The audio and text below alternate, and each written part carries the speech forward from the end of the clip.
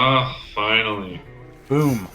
This is session something. I have no freaking clue what session we're on. Last session, relevant point, you all descended into a gallery containing a steaming cauldron of weird green liquid. There are creepy dolls, one of which can talk to you. There is a giant door with a bunch of geometric locks on it, and there are 5 rooms that have shapes corresponding to those geometric locks. Those locks also look like they perfectly fit the skulls of all the skeleton keys you guys have been dispatching throughout the course of your time in the tomb. And then finally, I think you have explored 3 of the rooms. One, I'm gonna actually edit some walls real quick, but I drew shapes in front of all the doors. They're really hard to see, so I'm gonna do some real quick wall editing to make this look less awful, so that you can see what the shapes are. Yep, we're gonna do, because they're on the map, but not where you can see them, so I'm just gonna fix that.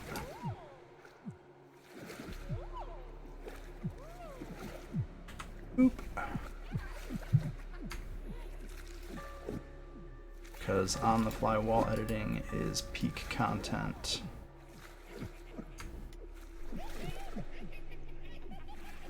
Okay, I have just revealed next to each door on the map the symbol carved into the door itself.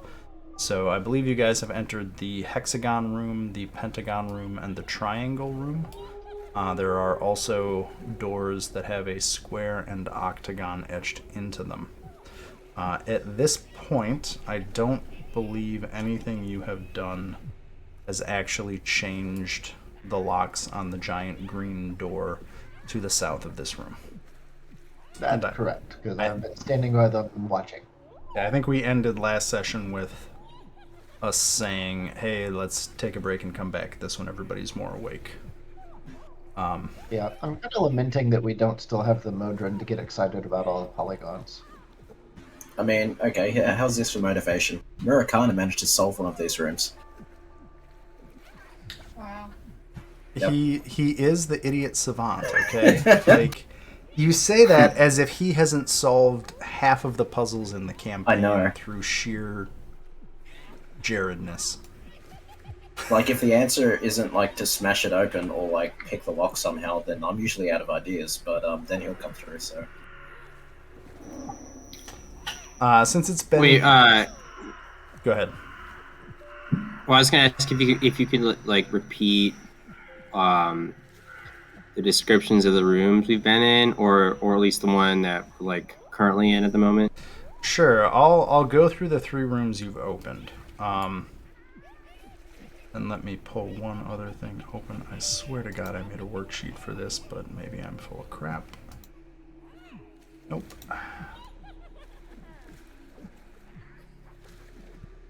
Did I only do that for the other group?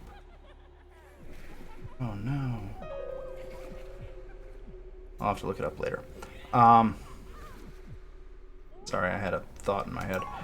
So starting from the top, the room that you are in, Gibbles. Let me read the description of it.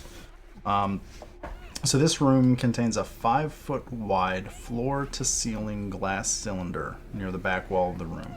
It is filled with light. The source of that light is not apparent. There is a tiny triangular hole cut through the glass. Let's say it's about 1.5 inches in maximum opening. That hole is 5 feet above the floor. Inside the cylinder, an iron lever is set into a magical plate on the floor. So that's the room that you are in. And I guess there's magical light in there, so let there be light. The Pentagon Room, which is down here, is a room filled with the delicious aroma of food At the end of a 20-foot long corridor, there's a room that opens up with red tapestries covering the walls. There's a feast spread on 3 tables consisting of roast boar, squash stew, and a tray of iced cake. There are flagons of frothy beer all over.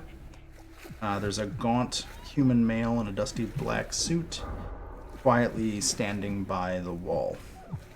He has not responded to anybody coming at that room, and then the room that Teresa is standing next to has a large, cracked, 6-sided mirror mounted above a stone shelf protruding from the opposite wall. 5 unlit candles stand on the shelf, each made of yellow wax and covered with tiny black sigils.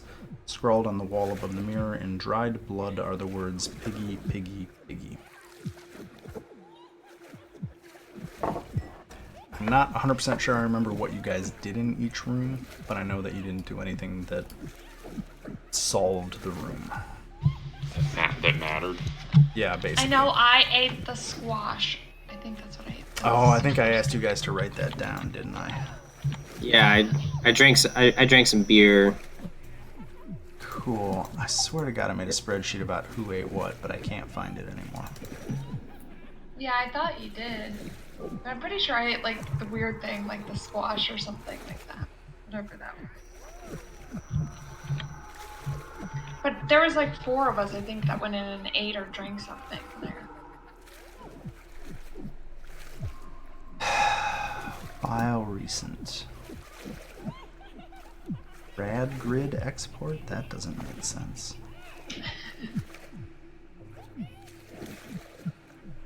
I remember writing it down and saving it, but I don't think Excel actually saved it, so that sucks for me for both games.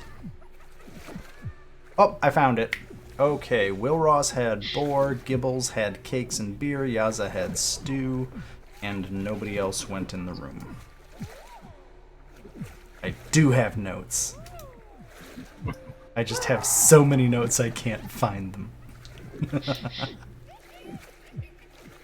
Okay. And there are 2 other rooms on this floor. Can I inspect the room more? Like, if I really look around, do I see anything else hidden in the triangle room? The short answer is no. The room is pretty much featureless, except for the giant cylinder emitting light containing the lever inside of it. Do you think you could use a rope and lasso the lever and pull on it that way? I don't know how we lasso through a inch hole. Wait, how big was the triangle hole?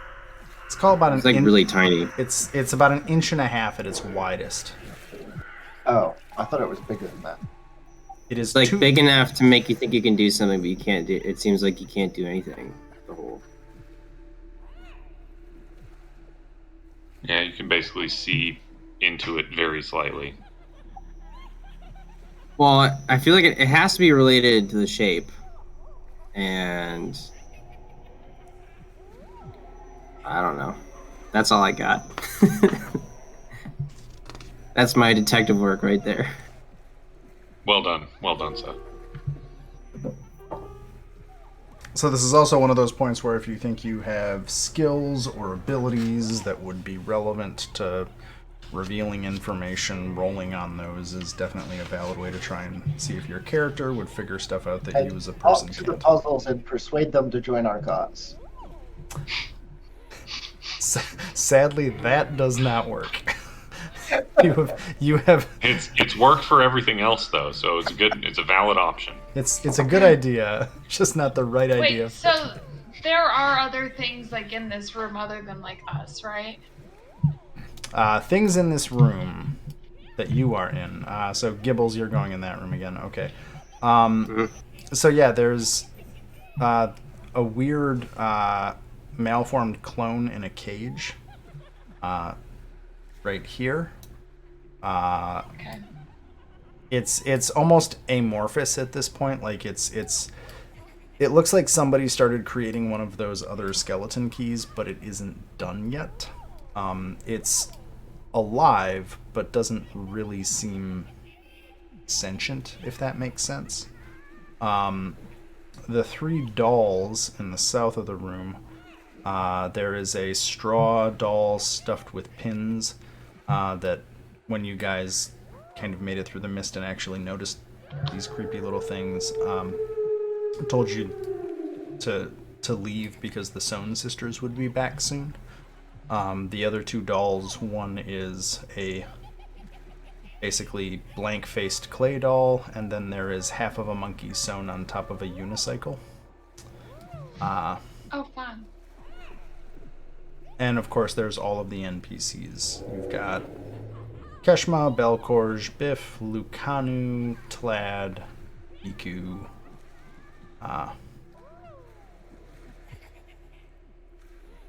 Alright, I'm gonna see if I can talk to the clone. Isn't that right next to me? Yeah, so you're on a ledge that's like, you're on a gallery that's 10 feet up, just for physical reference. The 2 edges of this room are 10 feet above the floor, but yeah, you can talk to it. I was gonna say, because she's like in that cage down below, right? Yeah, the token is just random. I don't actually know where that came from. Blame roll 20. Oh, okay. I always do. Blame roll 20. So what do you say to the clone?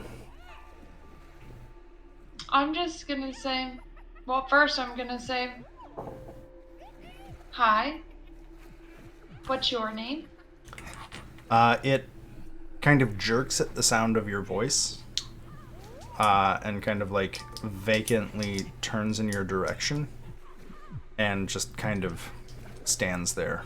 Its expression is utterly blank. Again, the features and this looks like a person that wasn't like you know how when dough rises and then you pound it back down? This kind of looks like if a person was half risen and pounded back down. Alright, I'm just gonna say, looks like you might need some help there. It kind of jerks at the sound of your voice again and just sways side to side in the cage.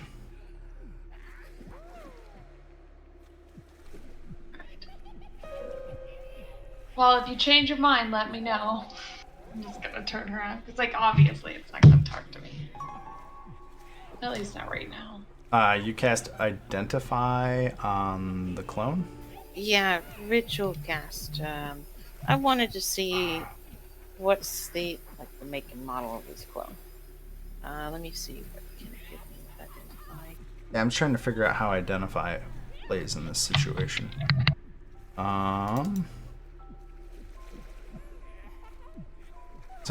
So technically it doesn't work because it's an O. If you instead touch a creature, you learn what spells, if any, are currently affecting it.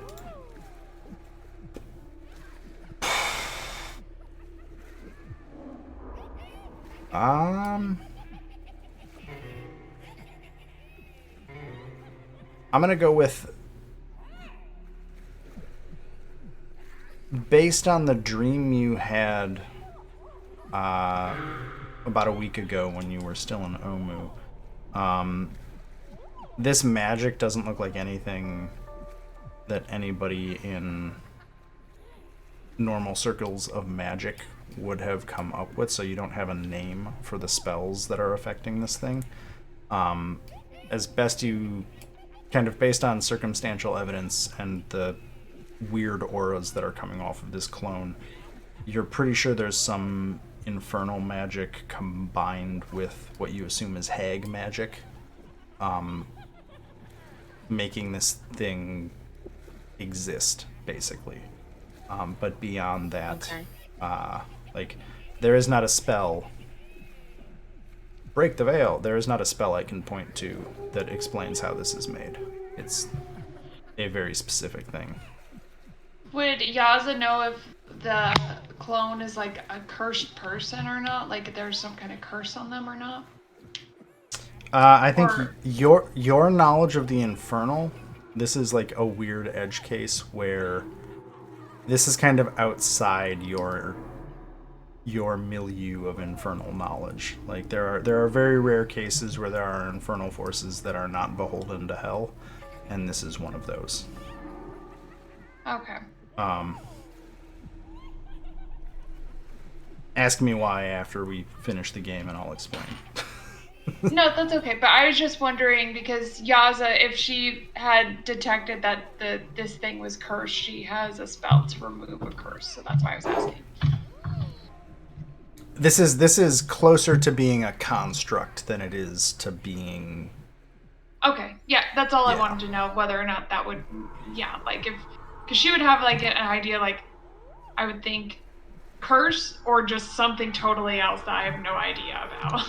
Yeah, I think Teresa and Yaza, between the two of you studying this, you're able to kind of powwow a little bit and figure out that, yeah, this is outside the normal realm of infernal devil magic, and there's probably some hag influence going on here, which Where there's the occupies. presence of hag magic, that means that they have something, a precious item they may or may not be all connected to power their hag magic.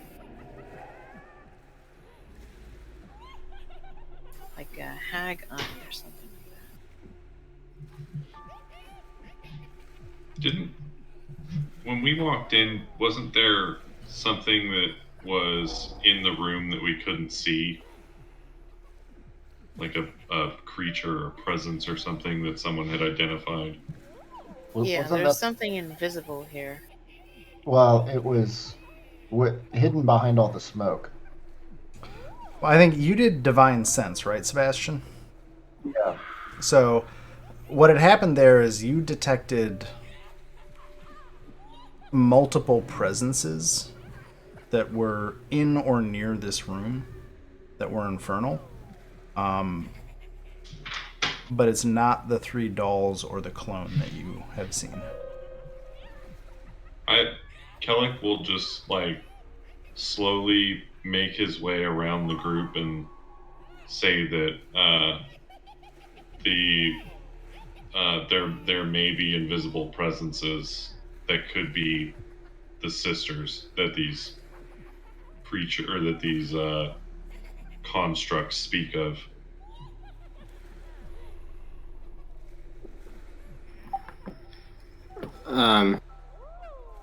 Can I'm assuming I didn't hear any of that, but can I do an investigation check in this room?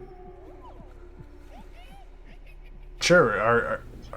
What are you investigating? The room. I just want to look around the room. I feel like we're missing something, and I would like to just look at the room, I guess. Sure. It was like full of food, and there's a weird butler there. Yeah. So there's the What's food. on? Is there? There's 5 tapestries on the wall. There's. Okay, I want to investigate the tapestries. There's 5. Yeah. I want to investigate them. Give me an investigation roll.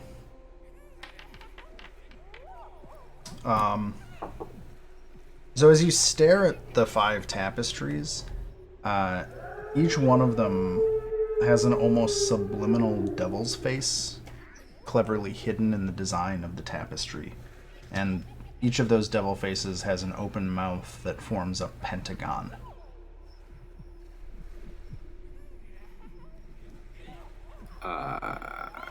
Can I? I am going to touch the Pentagon. As you reach out to one of the tapestries to touch the Pentagon, it's as if the fabric isn't there and you can feel a space behind it.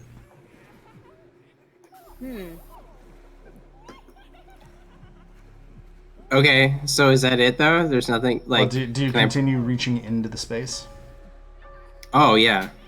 Okay, as you reach in, you can feel what seems to be a lever in some space behind this illusory pentagon shape in the devil mouth and the tapestry.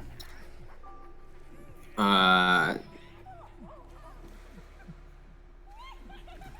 need to satisfy my curiosity. I will pull that lever.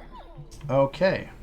Sebastian, you notice with a slight click the brass plate in front of the Pentagon on that green door slides away, revealing a recess into which something could likely be inserted.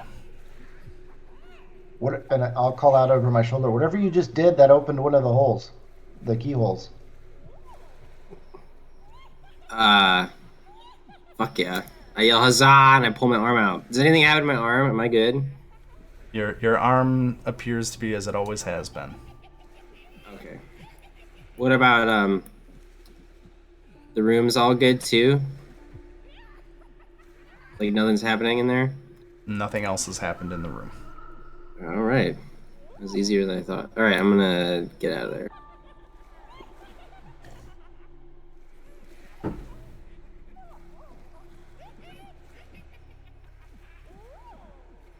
So he just reached into, like, well, I'm gonna ask him when he comes out. What happened in there? I saw a pentagram shape in the room dedicated to pentagrams, and so I just kind of reached my hand into some fabric, and it's like the fabric didn't exist. So I think all these rooms. What's that? Pentagram or pentagon? Pentagon. But I saw. Wait, was it a pentagon or a pentagram that I saw? Right. Gone. Pentagon. There you go. So I feel like all these rooms. I mean, obviously the shape thing has to be a big component, but I feel like it's going to be a lot trickier, maybe, to figure out what the solutions are. Yeah, it looks like maybe we need to look for the shapes in each room then. Maybe. I mean, I think I didn't see a triangle though in the triangle room, so I don't know. I don't know what to do. Oh.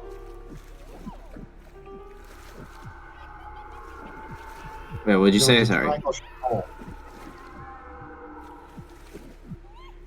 Whoa. All right. Yeah, Yaz is gonna go up into that room where Gimbals was earlier. Okay.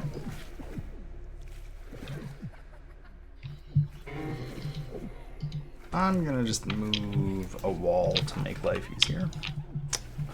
There. Okay. And what do we see in here now? What do the walls look like? So the walls are the same stone as the rest of this floor, the dungeon, the same kind of smooth gray, featureless stone. The room itself, so in the middle of it, the only feature that you really notice in this room is there's a 5-foot glass cylinder going from floor to ceiling, which you're standing next to. It emits a bit of light. There's no apparent source of that light. There is a lever inside the glass cylinder, and about 5 feet above the floor, facing the doorway, is a small triangular hole cut into the glass of the cylinder. That is basically everything you can see in the room. So is it like fat at the bottom where the lever is and skinny where the hole is? The cylinder? Yeah. It just goes floor to ceiling. Does there appear to be? Well, I'm just gonna see if it's all connected, right? Like floor to ceiling, like you can't see. There doesn't appear to be like a way in or anything like that. Correct. Okay, so Yaz is just gonna start feeling around it to see if there's like any cracks or anything like that, or anything that might seem like it could be pushed to open something. The glass of the cylinder appears quite sturdy. So there's just to clarify, so there's just a hole in the cylinder, and the cylinder is just, or that hole is triangle shaped, right? Yeah, so in the main room, let me side on view. is floor to ceiling cylinder. I'm slowly drawing. And then can I draw?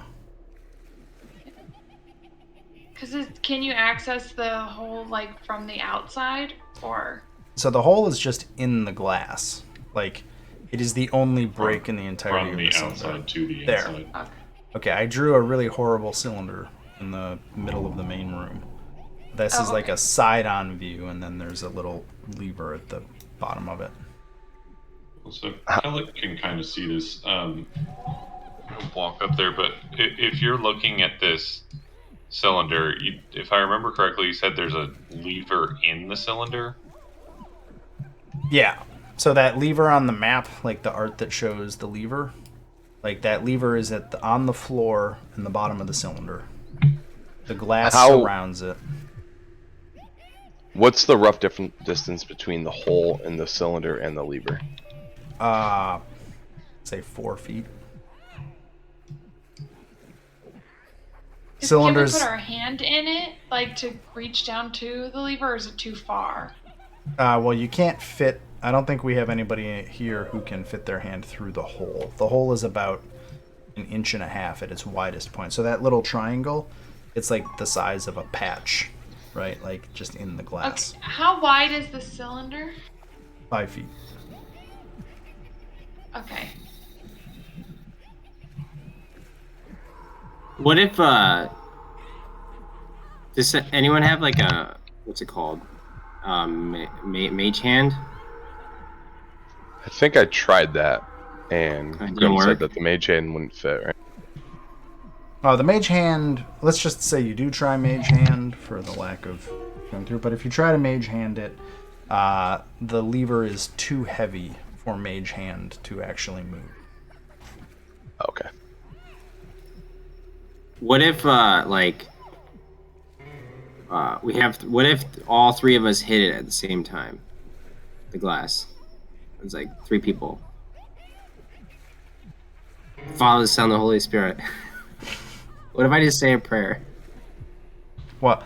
Do you hit it, or do you ask if you hit it? No, I don't think so. So I'm just throwing out, maybe if we all 3 hit it at the same time, or I don't know. So, something to do with threes. Hold on. Before you go smashing. Well, I was gonna say. Wait, Kellic, you're telling him to wait before doing something? Because Yaza could Misty step into the cylinder. Oh yeah, try that. Don't forget that type of magic is all screwy, right? Isn't it? Yeah, the conjuration. Before and it was fine. Okay then, yeah. I thought we could Misty step. That one was okay. It's like if you do planar, like the rope trick is when we had a problem. Yeah, rope trick was when we all tried to kill ourselves, and only one of us succeeded. I guess it's worth pointing out that technically I broke the rules, and rope trick is like the one exception to that. But fuck them. It was more. I was like, well, yeah, it was more interesting. So, anyways. I'll Misty step into the cylinder to pull the lever. I'm still drawing shit. Let me. Stop. Oh, sorry. Okay. So, no, I'm just drawing stuff with my mouse because that's fun, I guess. Boop. You are inside the cylinder. It's bright, and you're inside a glass cylinder. There's a lever by your feet. Yeah, so I'm gonna pull that or push it or whatever I need to do. You grasp the lever and pull. Sebastian, you notice the triangle brass plate clicks out of place. And again, I call out on my shoulder, hey, that worked. Woo. Fuck yeah. Okay, do I see any way to get out normally? Like, or am I stuck in here for a minute? You are inside a glass cylinder. Okay. I was just making sure. I thought maybe, the perspective changed when I got in the cylinder. Yeah, wait. Dunk, dunk. Oh, it's still there. Yeah. Oh, no, it's still a glass cylinder. Oh, shoot. Hey, with the way the tomb works, who knows? Yeah. That's what I was thinking. It could have been possible that like you can get out, but you can't get in. Like I don't know. Yeah, it could be one-way glass. So anyway, you don't know magic. Oh, that's weird. What the hell is that? So I'm just gonna Misty step back out again. You do so. I don't think I actually have walls around that thing. Yeah. Sorry. I'm Xing off rooms over the symbols just to make life easier down the road. Let's check out the other 2 rooms, and then we can try to figure out the first 2. Yeah, I think we should visit Hexagon. Okay, pick which room you want to do next. I will be right back. Do we want to go back to the first room we went to, or do we want to do the ones across the hall?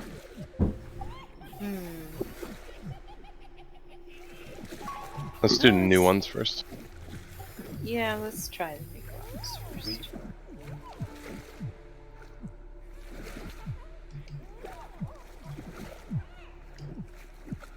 Annihilation.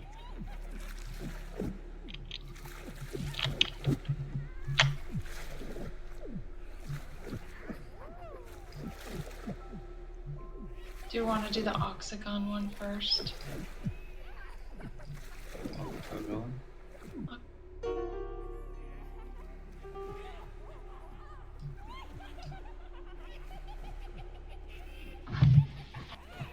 I was merging the Hexagon.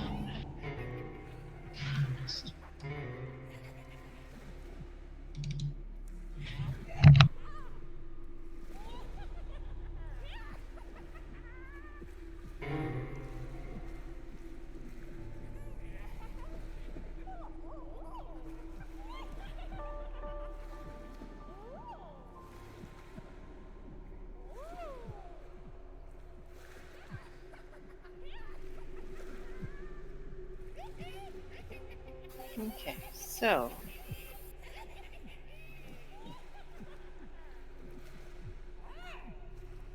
oh, there's a rock.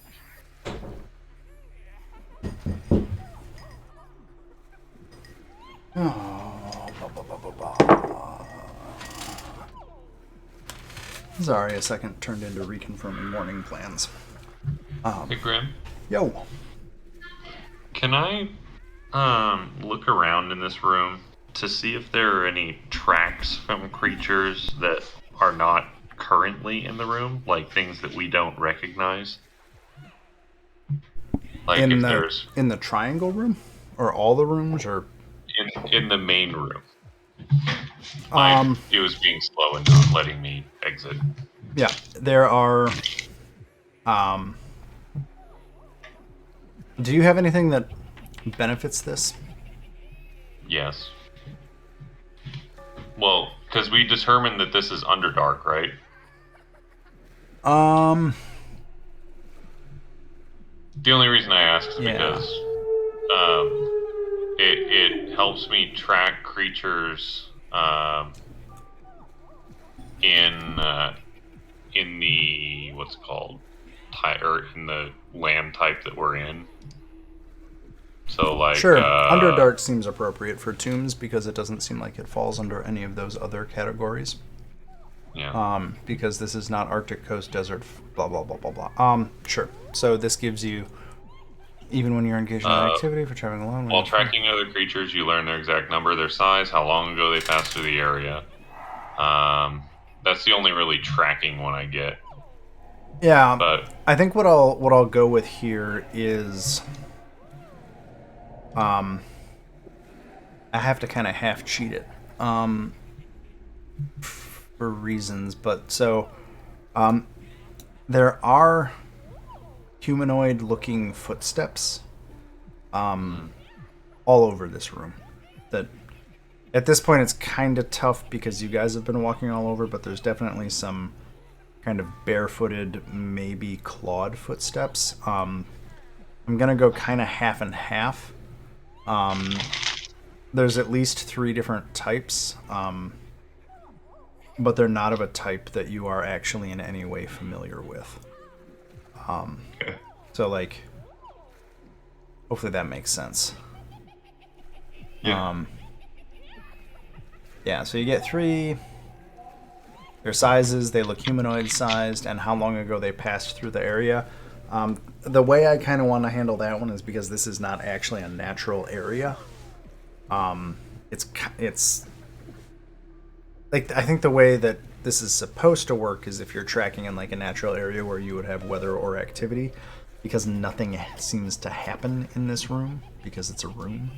I'll say it's kind of, you're assuming recently enough that probably within a couple days to a week.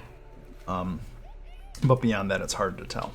It's more like you notice the way the rug has been kicked and you see kind of half a footprint from some of the stuff that's sloshed out of the thing. But so much of this is so unfamiliar that like this is kind of Underdark, but also kind of not Underdark. Okay. So the other thing I want to do is, before we go and open one of these next doors, I'm assuming Xanthiel is about to open this door. I want to go stand like right next to the door and just like stand there and watch with fucking dog shit perception. So it's probably not, well, I guess I could just use passive perception for this. I was gonna say, don't we both have astronomical passive perception? Yeah. So I was just saying though, like, I want to just stand there and watch to see if anything like moves through that space other than just our characters. Like, even if it's just like a ripple of air that like doesn't seem right, or like if there's just something that moves when it shouldn't in for that door frame. As soon as Xanthiel walks in, I want to continue watching that door to see if anything happens. Meanwhile, Okay. Xanthiel kicks the door open.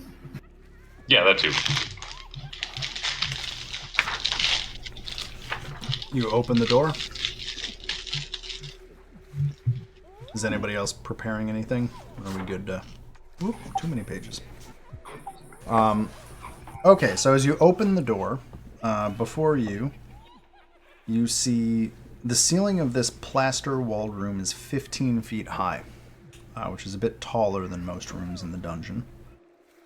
A leather-backed tome rests open atop a wooden lectern, bolted to the floor near the far side of the room. Set into the wall behind the lectern are what appear to be 8 human skeletons, arranged so they appear to be falling and screaming. That is the description of the room.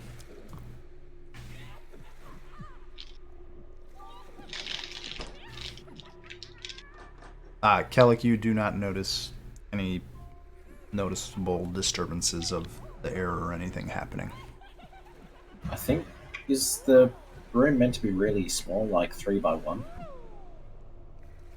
Because I can't see anything beyond like these 3 blocks, and only part of that one. Here, let's try something. Oh, it's because you don't have a light source. Huh. Oh, because I turned torch off. That's why. Great. I turned the torch mod off, so let me add a light source.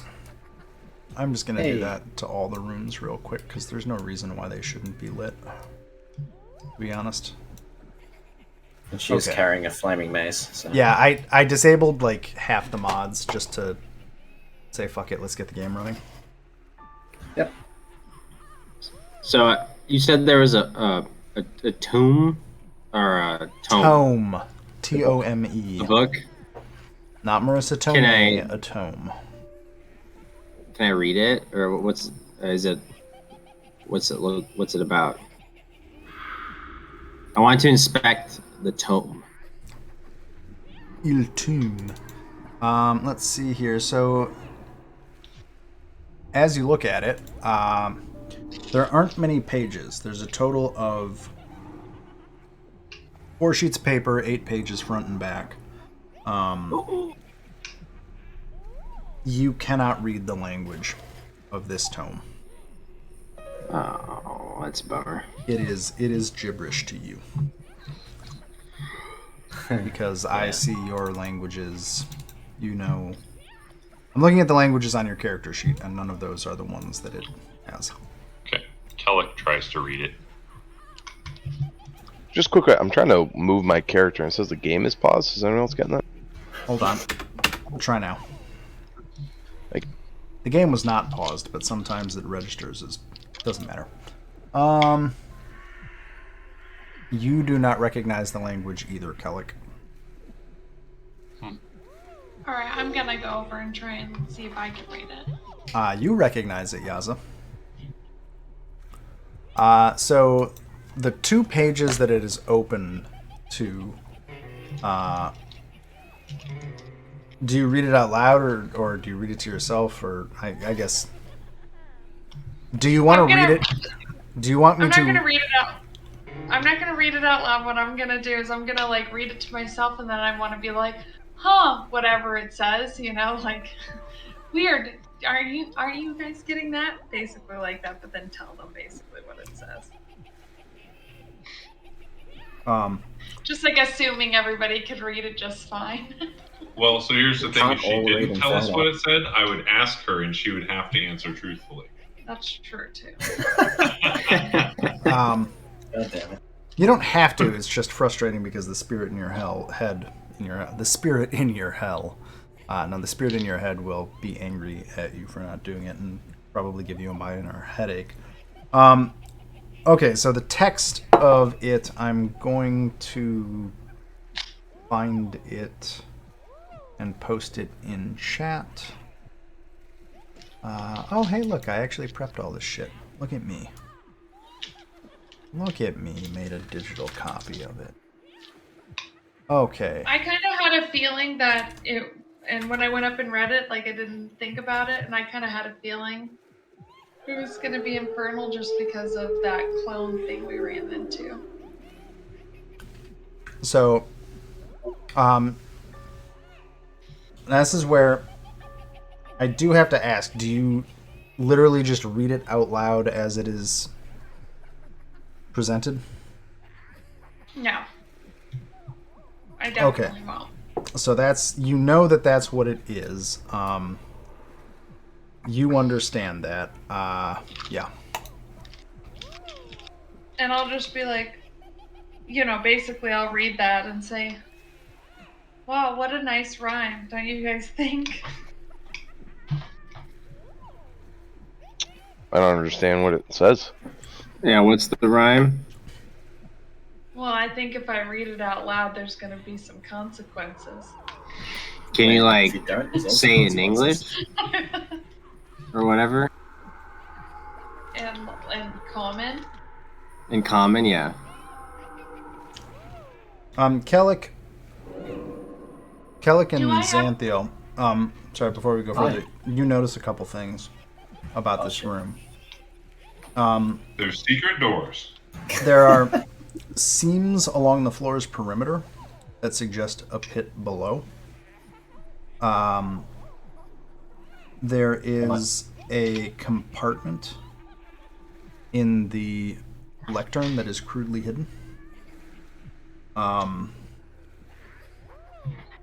Yep, I think those are the things that both of you would notice off the bat. Are we standing on the hatch or whatever it is that leads to the... So it's all around the perimeter of the room. Oh. But the entire Oh, perimeter shit. of the room appears to have a seam. Xanthiel, like, gently, except not really, shoves the zombie out of the way and stands in the... Oof. Just horse kicks the zombie in the head and sails across the room into the... That's not good. Kellic, you're funny because you can fucking fly. Sorry, I'm actually trying to check perceptions right now to see if anybody else... Oh, yeah. Will Ross, you would have noticed all that. Not Yaza. Not Gibbles. Yeah, okay, cool. But Xanthiel does point at the compartment that is near the lectern. Yeah, Kellic was already going to be walking up to the compartment. What is there something in the compartment? Like if he opens it, is there something there? There is a brass lever. Wait a minute. God damn it. Yeah, there's a brass lever. Why would you put the check to open... Why would you put a paragraph describing how it's locked after the description of what it is and what it does? Holy fuck. It opens because, yeah, I'm not retconning that. There's a brass lever inside there. Sweet.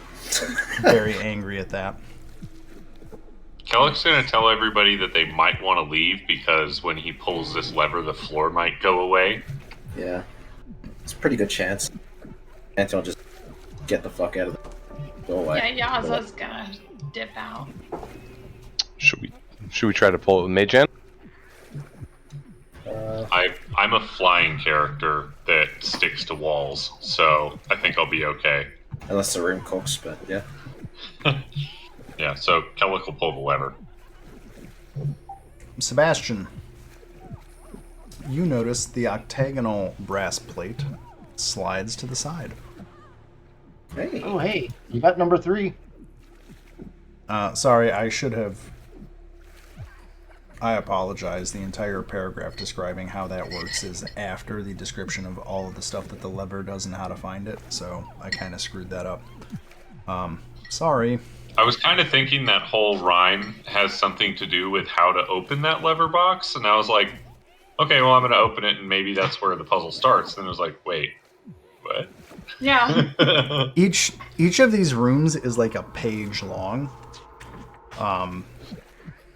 Just for reference, and there's like multiple things in each room. So I think you could probably play this with like 3 times through and have completely different experiences with every room. Anyway. So we were just geniuses. You're geniuses, yes. I'm also an idiot. Basically Rain Man. This is the one room that I have not run in any way and completely screwed up the first time I ran it. So that's good for me.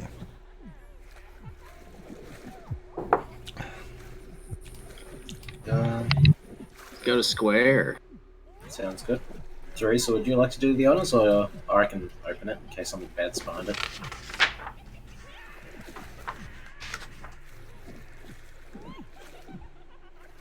So I did want to open up the store and see what's inside. Sure. So there's a short hallway. You can see at the end of it a swirling mess of parchment sheets just whipping around the room. Like dozens or hundreds of them just kind of whipping around this room. You can make out through the spinning clouds of parchment pieces there is a metal plate bolted on the far wall set with a ghostly looking lever, like a semi-translucent lever.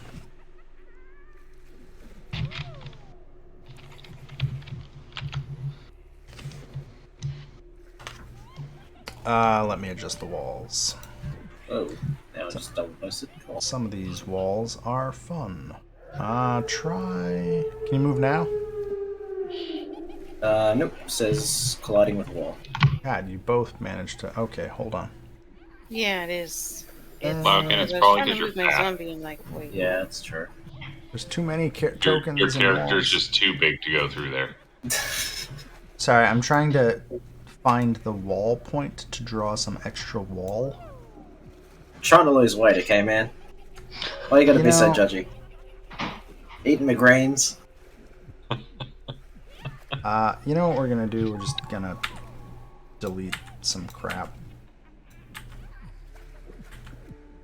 Okay, hopefully it should now be a bit more navigable. Better. Is it like Oh. the 2x3? So you see the diagonal pathway on the map? Oh, yes. That's the hallway. I just Oh. deleted... I made a bigger box around the hallway to try and make it easier for you to move around. Okay. Yeah. So- I see it now. So all of those Lever. sheets of paper are just swirling around in front of you, kind of in a cyclone of pages. Do I notice anything odd about those pages? Like, are they parts of a book or? Where is everyone? Sorry, they're like all piled on top of each other. Okay, Teddy, move south 1 space. There we go. Okay. I mean, you can see that there's writing on the pages, but they're kind of whipping by very quickly. I try to grab one. Make a dexterity check. Oh, this is gonna be great. Oh, well, Sick. big roll. Sick. I will. You fail. He's like Huge rolls. you paw at the air and just utterly fail. You hoof at the Damn. air. Horses are so good at catching pieces of paper, you guys. Kellic will try and catch one. Look at, I did so much better. Well, you catch one. Ah! As you pull it back and look at it, it looks like magical gibberish to you. Oh. Let me see this. I give it to Teresa because Kellic clearly has no idea what the fuck's going on. I thought Kellic was a wizard. Okay. You're a wizard, Harry. Yeah. You just cast bow. Is 5th edition gonna piss me off, right? Roll a d6, Teresa.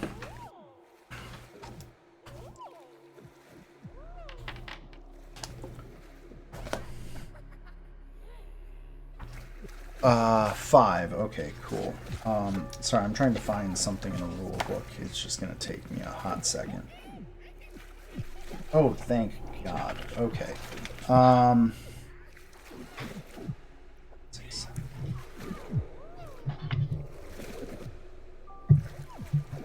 Roll a d20 for me. Okay.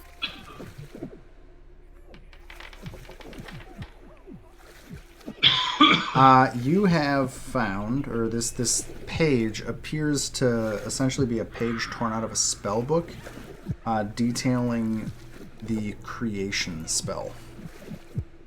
So, functionally, this is a spell scroll of creation. Oh, nice. That's useful. I don't even know what creation does. It's this. It's that. Laukin. It's this. Yeah, creation. Forge cleric You spell. can use that to temporarily create stuff, depending on the theory. Oh, cool. Okay.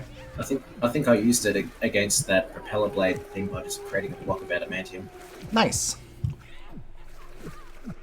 Yeah. I'm happily surprised that there's literally a table of arcane spells by level in this player's handbook. So happy about that. I thought it was going to be some weird, like, doesn't matter.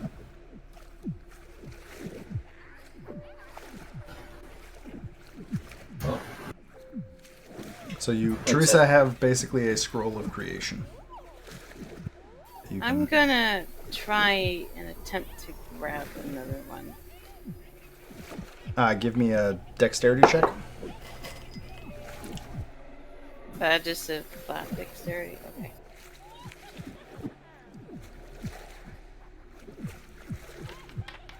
Ah, yes. You may be skilled in speaking to the dead, but you are not skilled at grabbing sheets of paper flying by your face. Get your zombie to grab it. Oh my god. Will Roast would like to. So, how guys- can I discern how fast are these pieces of paper spinning around? Like, is it enough to buff it, or? It doesn't look like it would hurt. It looks like you could walk into it. It would be annoying and uncomfortable, but it does not.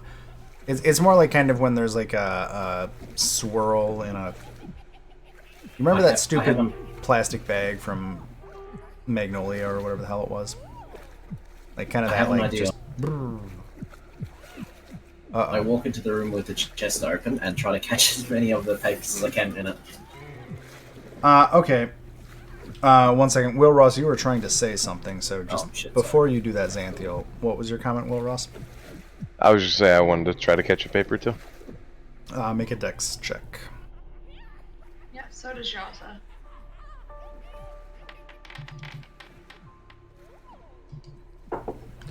So, Will Ross, you fail. What is with all the fives? Holy shit. I don't know. Yaza, you get one. Roll me a d6 and then a d20.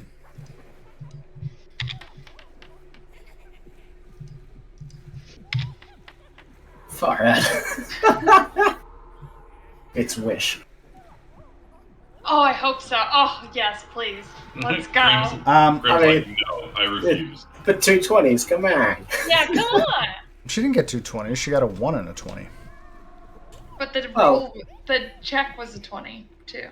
Yeah, nat 20. Okay, so you grab a spell.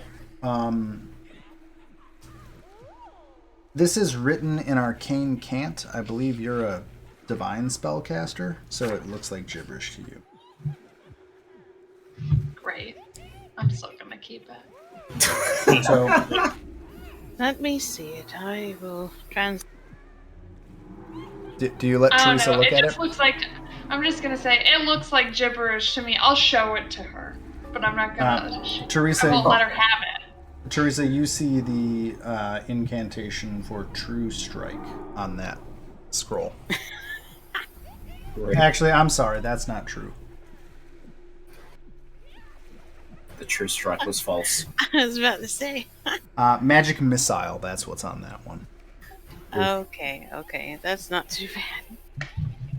That'd be useful to learn. So you can't roll a 0 on a d6, so never mind. I was looking at the wrong list. Okay, so... So since it's like a scroll, but I can't read it, I can't really use it, right? Well, it's a wizard spell.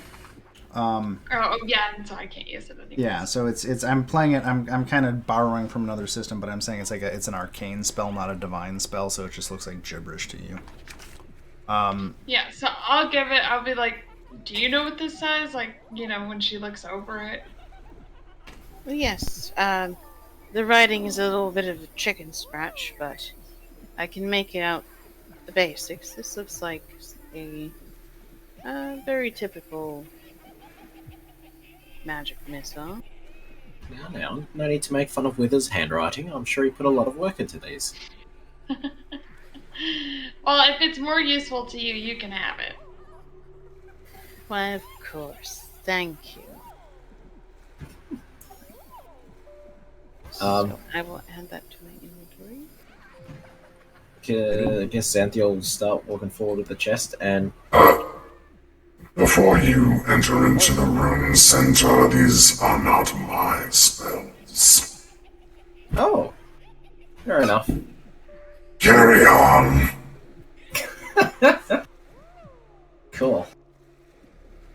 Okay, so wait a minute. So Kellic made a dex check, but Xanthiel also said they were going to try and catch stuff with a chest. So Yeah, I think Kellic did that after. Yeah, the so, chest. okay, so Xanthiel, you walk in with a chest. Roll me a 1d6 and then a 1d20, just so I have a record of this. Alright, 1d6.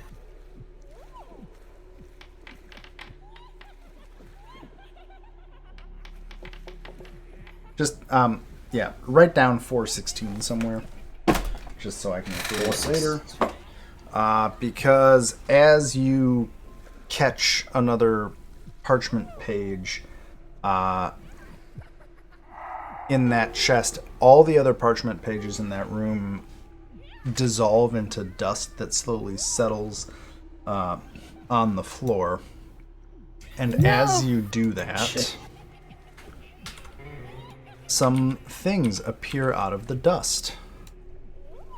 And those are a bunch of little impish looking creatures that are going to immediately attack. So I think I'm gonna just grab everybody that is in range up here, like from Will Ross up, and put you guys in initiative order, or put you in combat. And I need everybody up here to roll initiative.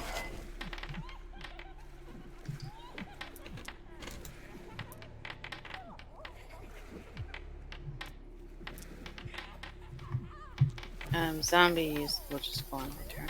And zombie we're going to remove from combat because you do them on your turn. Yeah. Okay, so Gibbles, it is your turn. I think you kind of hear the sound of dust collapsing onto the floor, and there is no longer the sound of fluttering paper.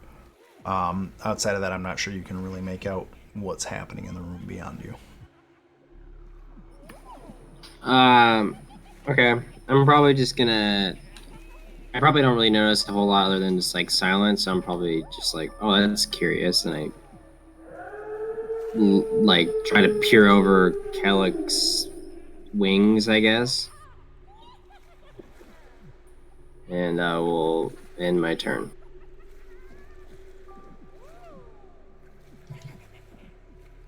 Okay. Which one is this? That one. Okay. Let's see here. So this creature is going to hop to the side. Oh, okay.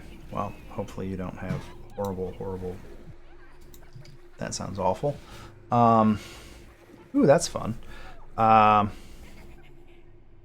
No. Okay. So the creature in front of you exhales a cloud of dust, and I need Sereth, Kellick, Gibbles, and Teresa, and Xanthiel to all make a dexterity saving throw as the dust flies into your eyes. Perfect. I pass. Yeah. Everybody else, suck it. Yeah. Not very good at dodging things. Okay, so Xanthiel and Teresa, you are both blinded for a minute, as is the zombie. That's right, I don't need to see. And then you hear the creature that was previously in front of you and exhaled all of this. It shouts out in a reedy voice, "Bloutbug!" And Xanthiel, you now weigh 50% more than you had previously. So my character weighs like a ton. Cool. Yeah, so I'll say, what's your movement? 40? I'm going to say you take a 10-foot movement penalty. Oh, shit. So I'm back to 30. Yeah. So just like Damn. write down somewhere that you have a movement penalty, and probably disadvantage at any acrobatic checks. So this... Is this permanent? I don't know. We'll find out later. Man, sorry. I thought you were trying to lose weight, Xanthiel. We just talked about this. I know. So angry I can't even see. So you're blinded. You have you weigh 50% more because of the weight. After it screamed that phrase at you, I reduced your movement speed by 25%, and you have disadvantage specifically on acrobatics checks. Oh, okay. Apparently a centaur can weigh up to 2,000 pounds normally. So you're 3,000 pounds now. Sick. Back that ass up. Come on. Yeah. Okay, that's the end of that turn. Xanthiel, it's your turn. Well, okay. I was going to try to hit him with my mace, but that's not going to happen. Well, since one of those things just called me fat...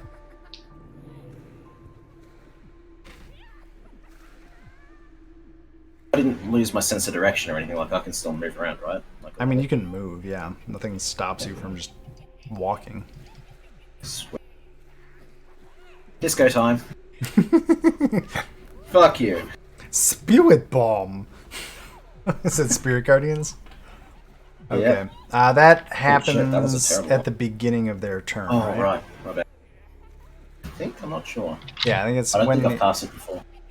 when it enters the area for the first time on a turn or starts its turn there, it must make. So basically it kicks off on their turn. So whatever. Okay. Okay, so let's see, a wisdom saving throw, it takes half damage, yeah? Yeah, if it passes, which it's okay. only 11 damage. Boop. Oh, Boop. So a couple of those little impish creatures just dissolve into dust. Kellick, it is your turn.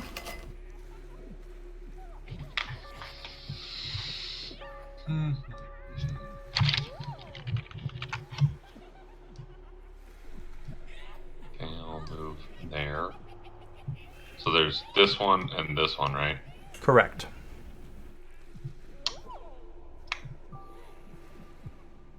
If I shoot something with a bow that's in melee range, I take disadvantage to it, right? Correct. Yeah. Okay.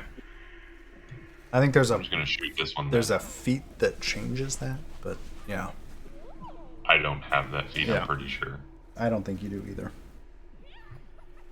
Make an attack roll. Damn. You hit it, and it dissolves into dust. Okay. Well, then I shoot the other one the next 2 times. Let's see here. So, okay, let me check this. Okay, so a 19 and a 22, those both hit. 11 plus 11, yep. You skewer it with a pair of arrows, and that one, instead of dissolving into dust, falls dead on the floor. That is the end of combat. Xanthiel, blinded will fade off. The weight and other penalties do not. Oh, that's not good. The room now is full of the corpse of this little sandy, impish creature, lots of sand and dust, and a ghostly lever on the far wall.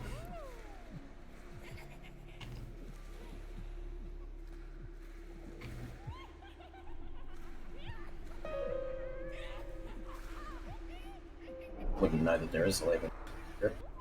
Oh, you can see it. What? Oh, right, the blindness is gone. Yeah, that's right.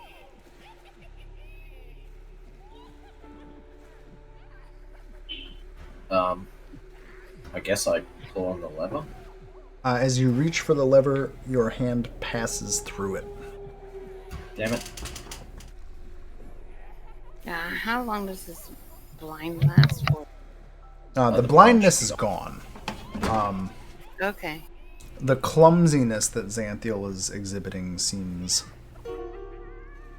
Xanthiel basically seems a bit clumsier and less dexterous than before. Which, given that she was already extremely clumsy already, probably wasn't great. I guess I'm not going to make people try to roll perception checks to find out that you're even worse at being dexterous. Yeah. Okay, so with this lever,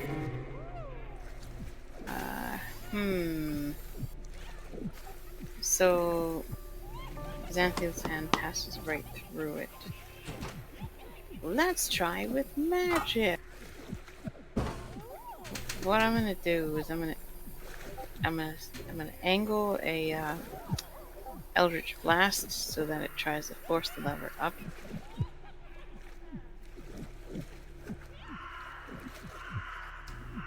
The Eldritch Blast slams against the wall and does not seem to contact the lever at all.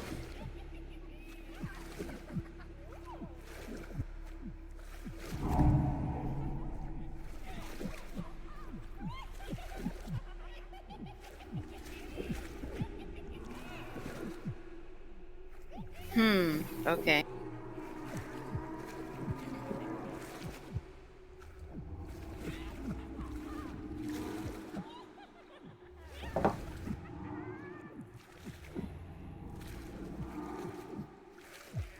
Would my character know what the curse is through like a wisdom check or anything like that, or is there some sort of check I could roll to figure it out? So the creature shouted a phrase, and that caused the feeling of weight to descend upon you. Yeah. I'll try to shift the lever then. Like walk up to it and move it with your hand. Yeah. So as you reach out for the lever, your hand, when you go to grasp it, passes straight through the lever. I cast Greater Restoration on myself. You're better. Sweet. Frickin' curses.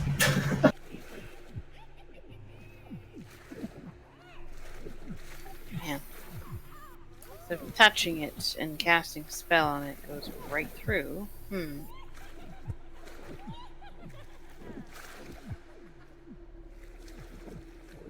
But if dropping something solid onto it, like a rock.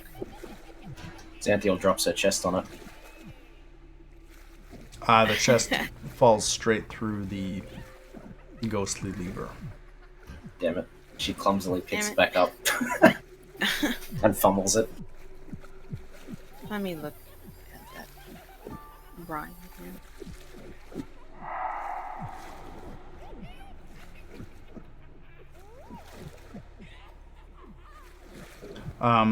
Sebastian, Gibbles, Will Ross, Yaza, you guys doing anything? No, I'm just kind of says- seeing what's going on. Sorry. I'm Okay. just I'm gonna walk. I'm gonna walk in a there. lot Says- into the main room. I have an Sorry. idea. 1 second. It'll Okay. burn my. 1 second. Sebastian, what are you doing? I said I'm keeping an eye on the lock covers and keeping an eye on the main room. Okay, Gibbles, you walked in the room. Mm-hmm. Are you doing anything in particular as you walk in, or just observing? I have an idea, but I want to hear the other idea. Okay, first. Will Ross, go. I have an idea. Would just burn a 5th level spell.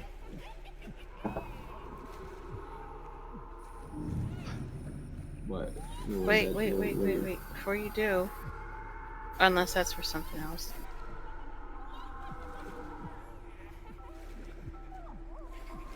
What I was going to do is, close my eyes and try to walk towards the lever and use it. And see if that will actually work. You kind of walk forward and swipe your hand through what feels like clear air.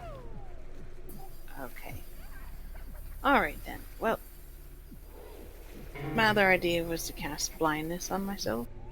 Oh, Jesus. I can't just keep handing out restorations, okay? Well, I can, but We I'll could run out like eventually. all.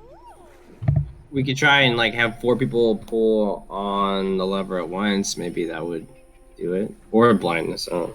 How about I have one of these things? Why don't you just go close your eyes and try that? She just did that. I did.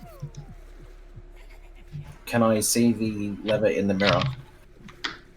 Wait. Okay, so kind of in order of chat, yes, you can see the lever in the mirror. 1 second. Will Ross, what was... You were saying you were going to burn a 5th level spell. Do you want to explain that? I read this, but I don't think it's going to work. But I'm going to cast Detect Magic. That's not a fifth not level. going to is do it? anything. That's No. You're just... I want to see if the lever is emanating magic.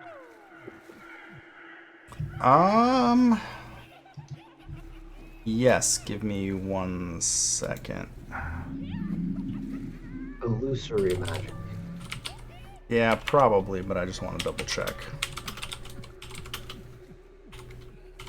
It's evocation. The lever explodes. I should just bookmark this page. Yeah, I'm gonna say illusion magic. Well... no, I'm gonna say transmutation is the school you feel from it. Oh, now that's interesting. So would that indicate that the lever itself is not? I'll say it means there's... Not a lever. You get the impression that something has... So transmutation is changing one thing into another. So, to be incredibly broad. So... As I just from detect magic and from plain common sense, you would kind of determine that yeah, there's a lever there, but it is somehow there is some magical effect that is causing it to be a insubstantial lever. Okay, I cast spell magic at a 3rd level. Oh, I have to go look up my thing, don't I? Can you link to spell magic? Yeah, thanks. 1 second, I have to look something up. Literally a scenario I explained to other people, but I have to look it up. God damn it. I can flip pages. I don't want dragon bait. God damn it.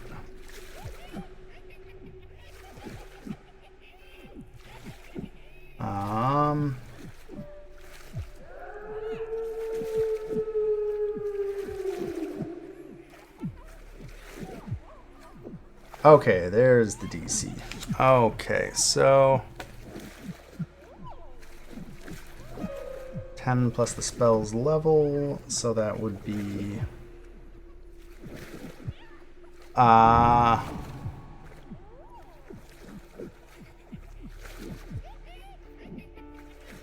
give me a spell casting ability roll. How would I do that? Your spell casting modifier is It's whatever the ability modifier is for your primary spellcasting stat. yeah. So yours is charisma, right? So it's a D10 plus 4. So I'm just rolling a D. So I'm rolling a D20. Yeah, or I'm sorry. Sorry, it's a DC 10, or it's D20 plus 4. Yeah, sorry.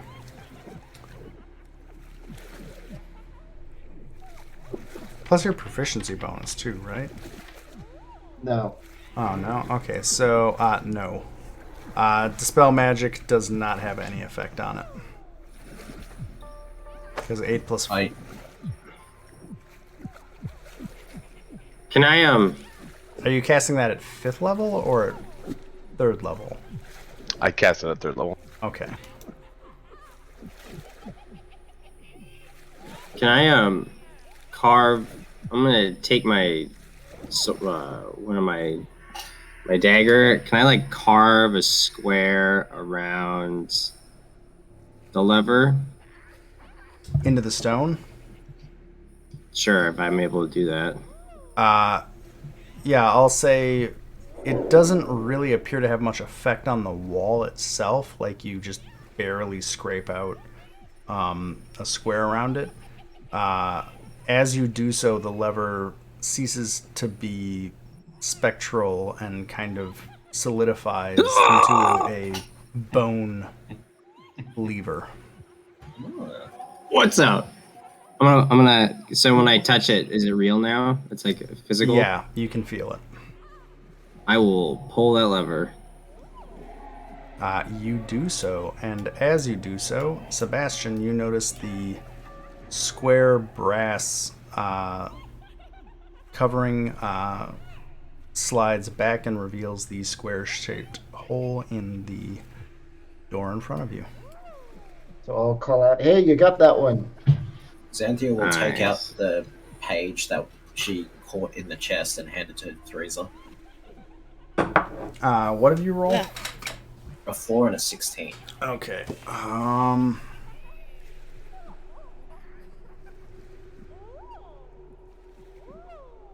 I'll be right back.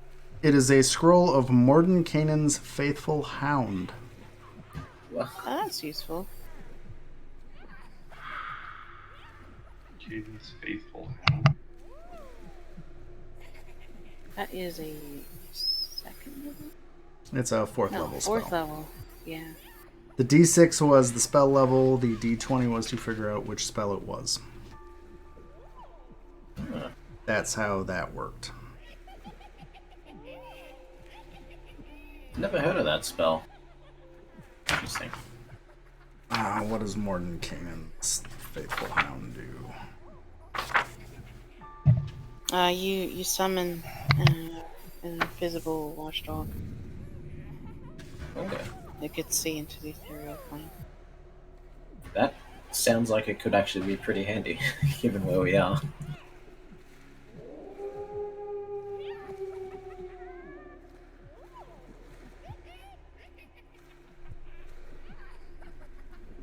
Yeah, it's Now I have basically. to find all the time to learn all these scrolls that I've been gathering. Because I still have the stone spell book from the Red Wizards. And that totem that you got, that Kellic probably is still hanging on to. Yeah, that too. Kellic still What has totem? I don't know what totem you're talking about. the. Yeah, Also, I'm not giving anything to anyone, so don't try. Thanks. yeah, fair. And good luck pickpocketing me. I have super high perception and and dexterity. So. Well, I'll have you know, I have a -1 to my sleight of hand, so you're screwed, my dude. Oh fuck me! Oh Jesus! It's like you would somehow manage to miss a like fucking 2-ton horse. Or you just Kellic, and then it all falls out. Yep. Kellic, Just accidentally trample Kellic. Yeah, exactly. Teresa, you try to sleight of hand Kellic, and he just like, without even blinking, just slaps your hand away. Aw. So I'm gonna roll a 6. I'm like, I think my modifier is higher than that. I Oh, jeez. at a 6, I'm not even my gonna. modifier is higher than that. I have a 7 modifier. I could look up the Don't worry, rules I'll for. find a way. I could look up the rules for that, but I feel like a 6 is low enough that it doesn't succeed. Yep. Let's get rid of this craziness.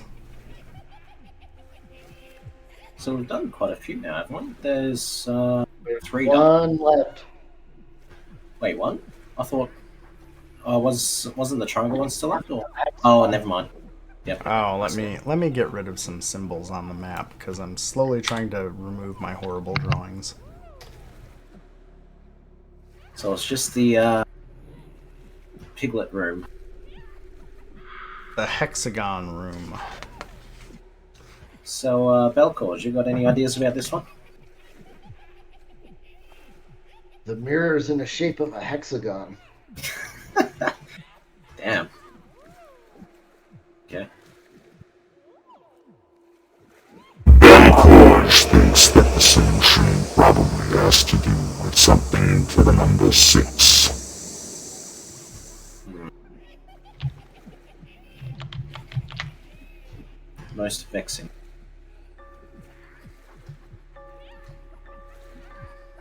I'm gonna try something unusual and throw my chest up at the wall. Your chest bounces off the wall. Well, pick it back up thing. To give the description of this room again, so there's a large cracked 6-sided mirror mounted above a stone shelf protruding from the west wall. 5 unlit candles stand on the shelf, each made of yellow wax and covered with tiny black sigils. Scrawled on the wall above the mirror in dried blood are the words "Piggy, Piggy, Piggy." And I'll say, let's see here. Yep. I think Xanthiel, you notice that below the shelf, there are various. There's a couple of. It's a cupboard mounted on the wall, and there are a couple of basically cupboard doors under the shelf. I'll point those out to everyone. I'd like to investigate the doors, see if they're trapped at all. Roll an investigation check. All of the cubby drawers appear to be normal. I'm sorry, doors appear to be normal doors. Oh. Okay, I'll start opening them. As you open them, you notice one of them contains another candle covered in tiny black sigils. Huh. Okay, I'll take the candle out. What kind of symbols are they? Oh, let's see here. You do not recognize the language that the sigils are written in. Can I look at them? Sure. They are all written in a weird dialect of Infernal. You know it's Infernal, but you can't really make out what the sigils mean. It looks like it's some weird offshoot of Infernal that is just different enough that they all match, but you can't really make out what they mean.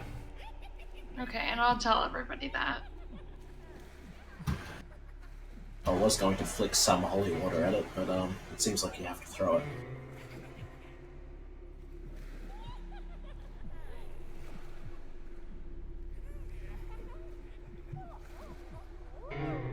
Wow.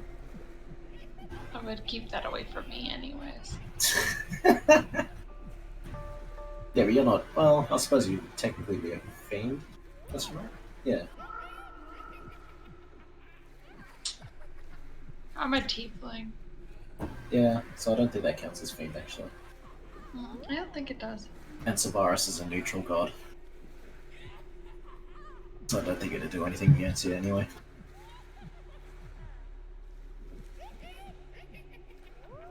Do you want to throw holy water at Yaza and see what happens? I mean, now I'm kind of curious, so like summon her as well. I know. Nothing happens, but the Chingwa kind of tries to brush it off of your hair where it is braiding. Aw. And then I'll just like, kind of like cuddle next to it and just be like, I'm not gonna say anything, just like. Yeah, Xanthiel feels bad and puts the holy water back in the pouch.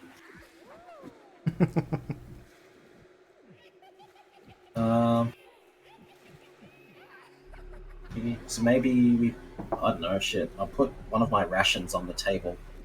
Where it's underneath where it says piggy, piggy, piggy, whatever. You do so. Nothing happens. Oh.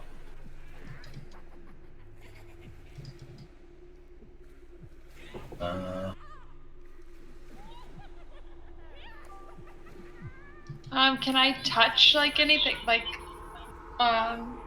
either the candles or like the piggy, piggy, piggy? Really quick, has anyone tried to say the rhyme out loud? I don't know. I can give it a crack. Xanthiel just say piggy, piggy, piggy. Your words echo in the chamber, and nothing seems to happen. Yep. Wait, I'm sorry. I missed a part. So we found a sixth candle? Sure did. Did we light it? Yeah, what do I have? Oh, I can do that. Yeah, I got a tinder. Oh, yeah.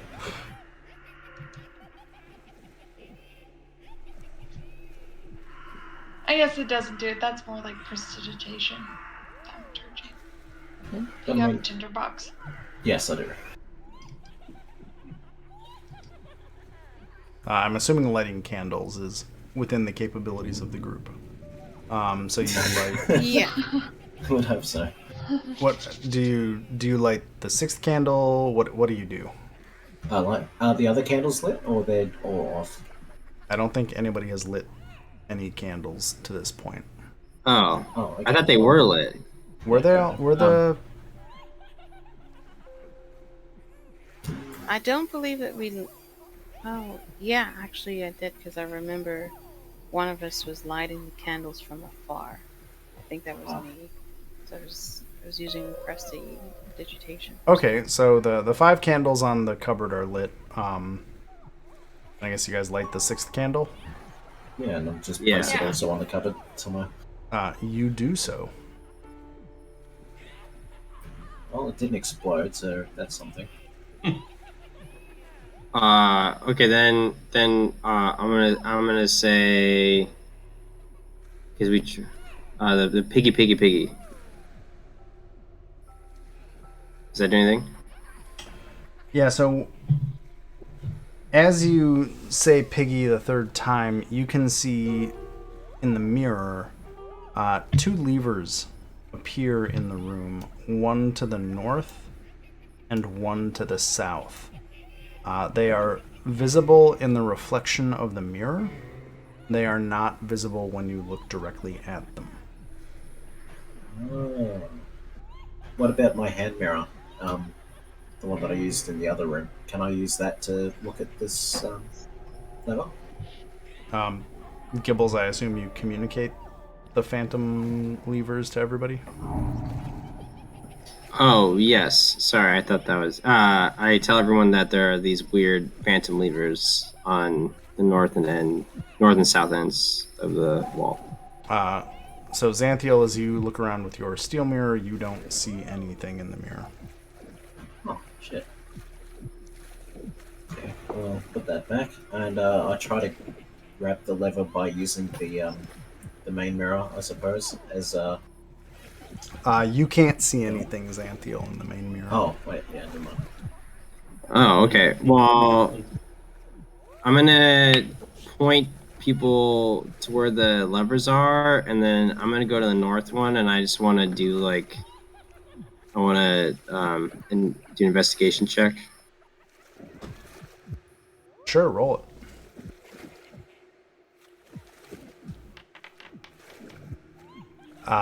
It seems to be so you can see the mirror in the, like, as you look in the reflection of the mirror, you can see it, and as you like reach out, you can feel the lever there, but it is invisible to normal perception outside of the mirror. So like you can see yourself grasp it in the mirror, but if you look at your hand, your hand is just grasping around an invisible lever. Okay.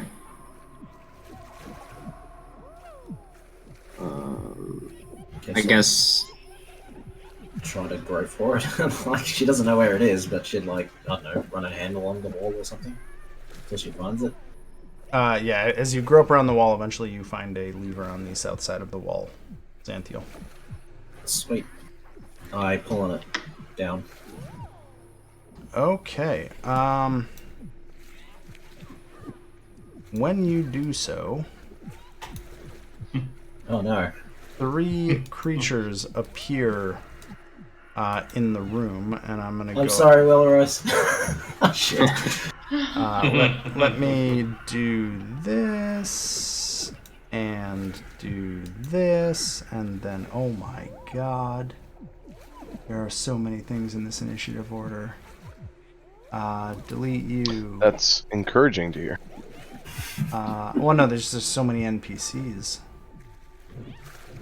Where are they all? Okay. Yeah, whoever can roll initiative, go ahead and roll initiative. I'm just trying to clean up initiative order here. Zoho? Where are you? So I just roll fucking awesome. Okay. Okay, we can get rid of you. We're gonna roll you. We're gonna get rid of you. We're gonna roll you. We're gonna roll you. There you are. Remove you. Roll, roll, roll, roll, roll, roll. Holy crap, that's a lot of people to put in initiative order. And begin combat. So Gibbles, it is your turn in the combat order. Oh boy. Alright, I'm gonna go up to this where... Actually, sorry, before you do that, I have to do something else. Let me figure something out. Okay, dude.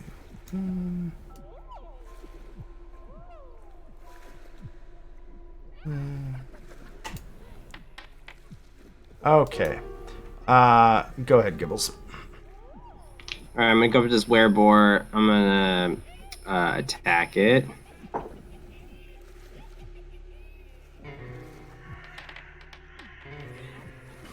Wow, that hits.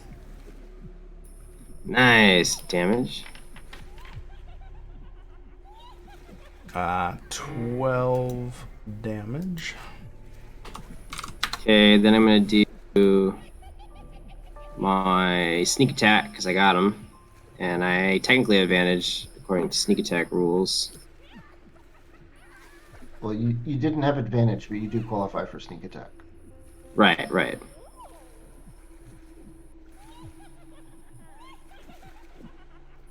Roll. I'm not rolling. There we go. Jesus. Okay.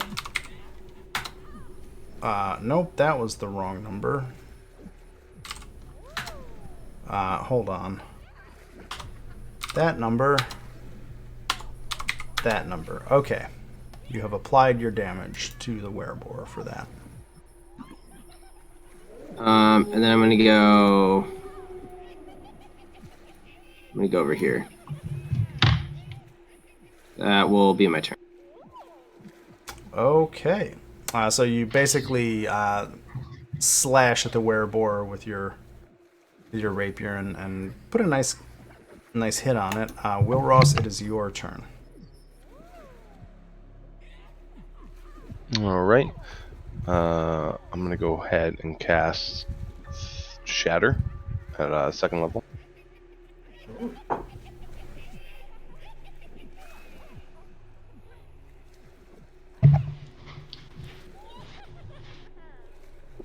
So I think if I hit this corner, I should be able to get just these three and not myself.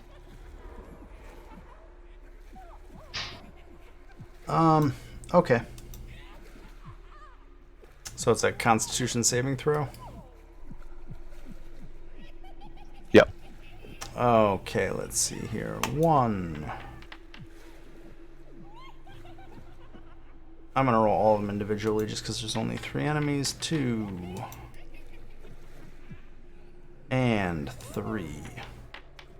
So I think the 2 of them pass, 1 of them fails. And then it's 16 thunder damage, and it's half that if they save. Yep. Okay.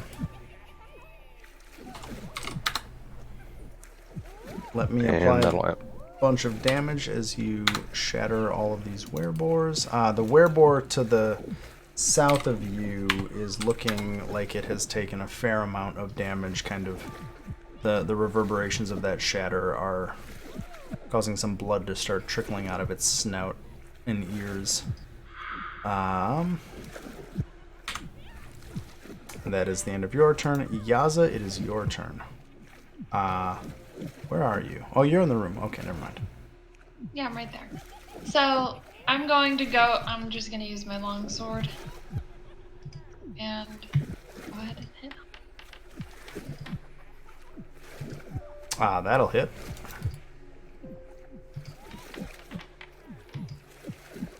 For 12 slashing damage. Yeah, I think it already added up in there too. That like there's the 7 radiant damage of the 12. You rolled a 1d8 plus 1 plus 4. Yeah. Oh, we looked at How do it you get last the? time, How do you get the radiant because damage? it's the divine smite improved. I think you we got it have this to spend a spell slot for that, right? No. It's an automatic extra damage from paladin level on. Yep. It's just not happening because you turned the mods off. Okay. Oh yeah. Okay. Here. So then plus 7 to that? It's this is what it is, just so you know. Oh, okay, gotcha. Okay. So no, I just need to roll a d8.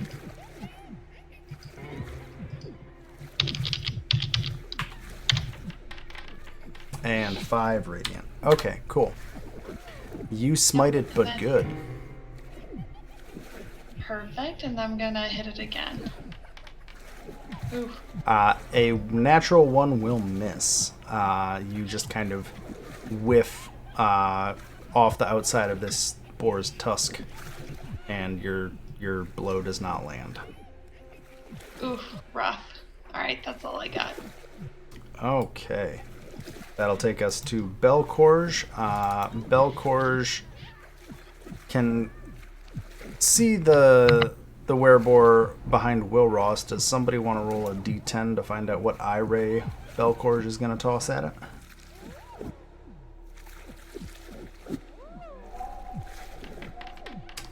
That's a 2 paralyzing ray.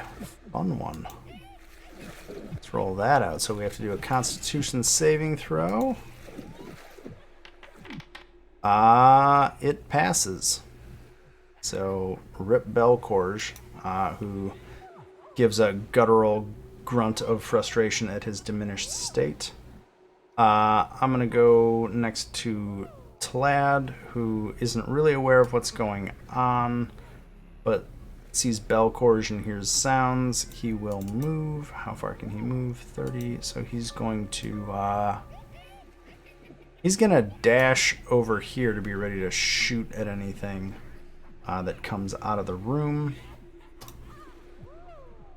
Keshma being Keshma, I guess Sebastian and Teresa, you notice that Keshma looks a bit shaken. In a way that's very uncharacteristic for her. She's usually very haughty and distant, and you notice that she just kind of moves over by the stairs and just kind of stands there, kind of shaking her head, and it looks like she's trying to shake off the effect of something that happened. Next up is one of my werebores. Which one? The one right here. Okay, so this werebore to the west of you, Will Ross, is rather unhappy, and it is going to attack you with first a tusk attack. Does a 10 hit you? No. Okay, and then it will try to maul you. Does a 16 hit? 16 hit. Okay, it will do 11 bludgeoning damage.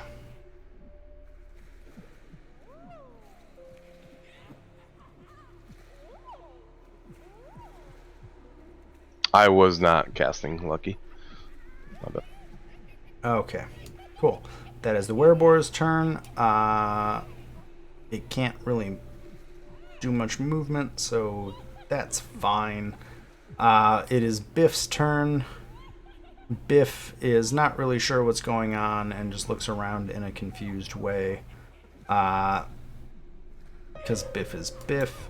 It is Iku's turn. Sebastian, do you want to run Iku, or do you want me to run her? You can run her. Okay. Kind of have a clown car effect going here. Iku, she can't jump that high. She has 30 feet of movement. Oh, there's like 20. We'll say Iku's gonna get up to the room and just be ready. She's not gonna run in because she doesn't know what's going on. We're gonna go to the next werebore. That werebore is going to also attack you, Will Ross, because it's kind of hemmed in here. So I'm going to roll this again. The tusk attack. If it rolls, does a 19 hit? Yeah, I think I'd like to use Lucky right now. I believe. It says when an attack roll is made against you, you can spend one roll to add additional d20, and you choose which die to use. You can choose to spend luck points after you roll the die, but before the outcome is determined. So I think I can add a d20 to my AC. Is that how that reads? No, so when you make a roll, so an attack, an ability check, or a saving throw, you can basically roll a second d20 and choose which one to use. Or when an attack roll is made against you. So yeah, you can see his attack roll and say, nope, we're not going to take that d20, we're going to roll another one instead. So what? The attacker's the one who re-rolls then, in that case. It's like as if they had disadvantage, I would guess. Okay. Well, except you can explicitly pick which one to use after both rolls have been made. Yeah. Okay. That's pretty cool. Which the really neat trick with Lucky is if you have disadvantage, you can use a luck roll and basically turn it into elven advantage. Gosh darn elves. Yeah. So I can use it, and the attacker has to re-roll, essentially. We take the lower of the two. Yeah. Okay. If you want to take the lower, I mean, if you're a masochist, you could take the higher one. Then, yeah, if you could re-roll the attack, please. Hey. The second Miss. roll is a 10. Okay, well, fine. His second attack Oh, is jeez. a 1. So, confused by your use of Lucky, as DMs often are, the werebore fails to hit. So that's depressing for that. He drops his tusks. He drops his tusks. And everybody gets attacks of opportunity in 5e, so screw moving. It is Lucanu's turn. Lucanu is going to dash because, unlike most others, Lucanu wants to get into stuff. Where's my ruler? 25, 30, 15. Wow. Yep. Oh, no, come on, stop lagging. Lucanu's gonna get stuck in. Lucanu runs into the room and gets ready to lay down on her next turn. She can't do it this turn because she took the dash action. Teresa, it is your turn. Okay. Werebore is gonna get lit on fire here. With a second level scorching ray.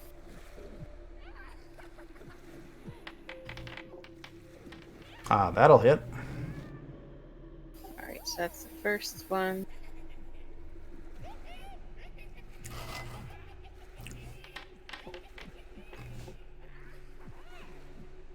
Does a 13 will hit? also hit. Okay, cool.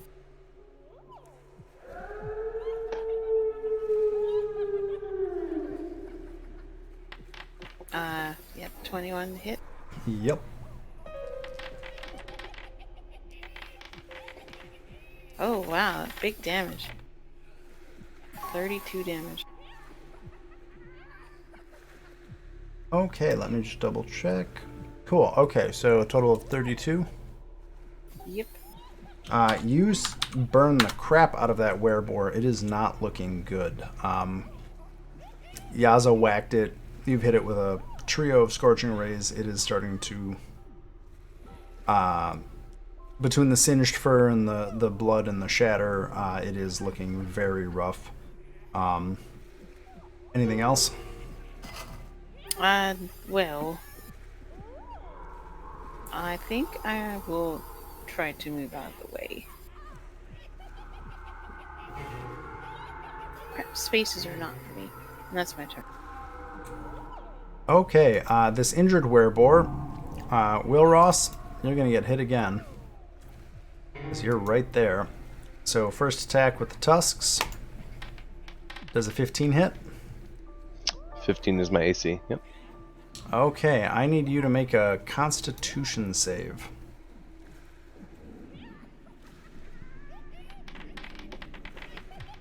Ah, shit. Go ahead. I'm gonna spend another luck point. Okay. Make another Constitution save. Hey. You passed. So that's nice. Next attack is a 17. Does that hit? 17 hits. That will be 12 bludgeoning damage. And that is the werebore's turn. Xanthiel, it is your turn. Where are you? Right next to one of the werewolves. Where's Kellic? You're way off there. Okay. Sorry, Kellic. You were so far away that I didn't grab you in initiative. So... I mean, I went to the restroom and I was talking to Alex about it. I'm like, I literally don't think even Kellic could thread an arrow through that, so... You can't see I was anything. just fine with it. I'll put you in initiative order. after Xanthiel goes and just give you a turn, because whatever. Do you have sharpshooter? He can't. He literally can't see anything. I also don't have sharpshooter. No. Yeah. Okay. I'm sorry, Xanthiel. It's your turn. No, you're right. I guess I could cast Shield of Faith on Wilros. Give you 2 AC. Thank you. No worries. And that's a I would have given that to concentration. you sooner, but I went dead last in initiative, so fucking rolling a 1. It is concentration, yes. Okay. So that's a bonus action spell. Do you want to Yeah, I move or still have attack? I don't think I can move, but I will try to bonk one of these on the head with a regular move. A That even hit? 13 Don't will think so. hit. Oh. Damage 7, and I have. Is your mace magical? Nope. It's just a regular one. Okay, it has absolutely no effect. Sick. How about. Where is it? One strike. I still hit it, technically. You hit it. You hit it right in the middle of its forehead, and it had no discernible. No, but that would still trigger Divine Strike, right? Because I still actually hit it. Yes, Divine Strike, that triggers. So it eats 7 fire damage. Okay. So the burning damage hurts it, but the mace seems to have absolutely no effect on it. It just clunks off its skull and it just kind of snorts at you. Kellic, do you want to roll initiative and then I guess you can move or whatever? Sure. Sorry, you were so far away from everybody else I didn't grab you when I... It's okay. You just forgot I existed. It's fine. Yeah, you know.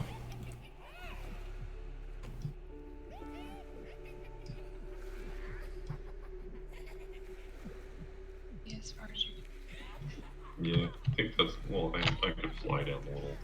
Oh, yeah, that's true. You can also take the dash action. Do you want to do that? Although I'm not sure if where you were you would have really been aware of anything happening. Yeah. No, I'll just do a regular move because I wouldn't have been panicking to get out. So no, that's fine. Okay. So it's the top of the next round. Before you go, Gibbles, I have to do something.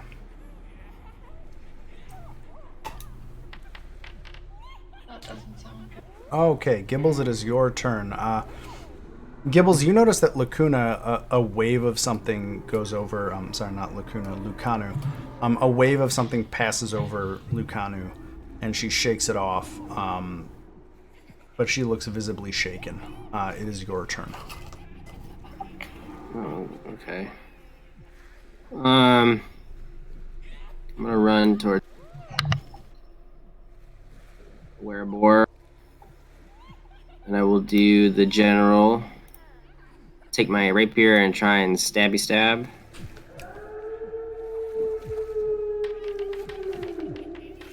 An 8 will not hit.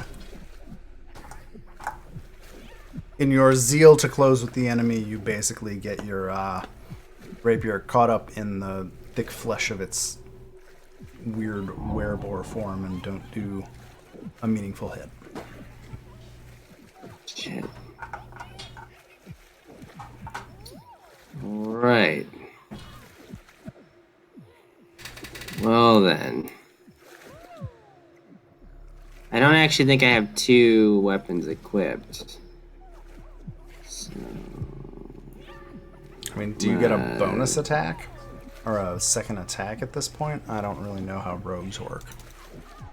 I thought if you have 2-handed weapons, you can do 1 attack when you get the bonus. The second attack, you don't get a bonus added to it, and then Yeah, if you have 2, I think it was 2 light weapons. yeah. The first attack, you add your modifier to it. The second attack, you don't. Right. So you're saying I should just make you a dagger or something like that for your offhand? I should. Unless you have the what's it called? 2-weapon feat? I can't remember what it's called. I don't. Where you can use any weapon rather than just light weapons. Yeah, I don't think I have that right now. But Yeah, you wow, can take a that's bummer. bonus action to take dash, disengage, or hide, and I don't know enough about the I rest of would your do abilities. disengage. Are you? Yeah. Yeah. Okay. And I'm gonna get disengage. past Lucanu. I have disengaged. I'm hiding again. That is my turn. Okay. Because of turn order madness, Kellic, it's your turn. Yay! At this point, you're aware of a fight happening. So, if I go to, like, I don't know, here, I guess, and I take a disadvantage shot into the room, could I hit, like, him or him? What does it look like from your perspective? You can definitely see the one far past Will Ross, but you could take a disadvantage shot at him, yeah. Just because you're trying to shoot through like everybody. Yeah. Okay, I'll just do that. Would they technically get cover instead of disadvantage? Cover is what, -4? It's either 2 or 5, depending 2 or on... 5. I think -5 is cover actually five. -5 is a worse penalty than disadvantage at this point, so I'm gonna just go with -5. Okay. I think I'd have to check my math, but a 15. Holy shit. Okay, just roll the disadvantage version of each of those for me. Not like it matters a whole lot. Oh, yeah, all 3 of them hit, so that's fantastic. Oh, Jesus, really? They don't have high AC. Yeah. The last one, I'm gonna re-roll that.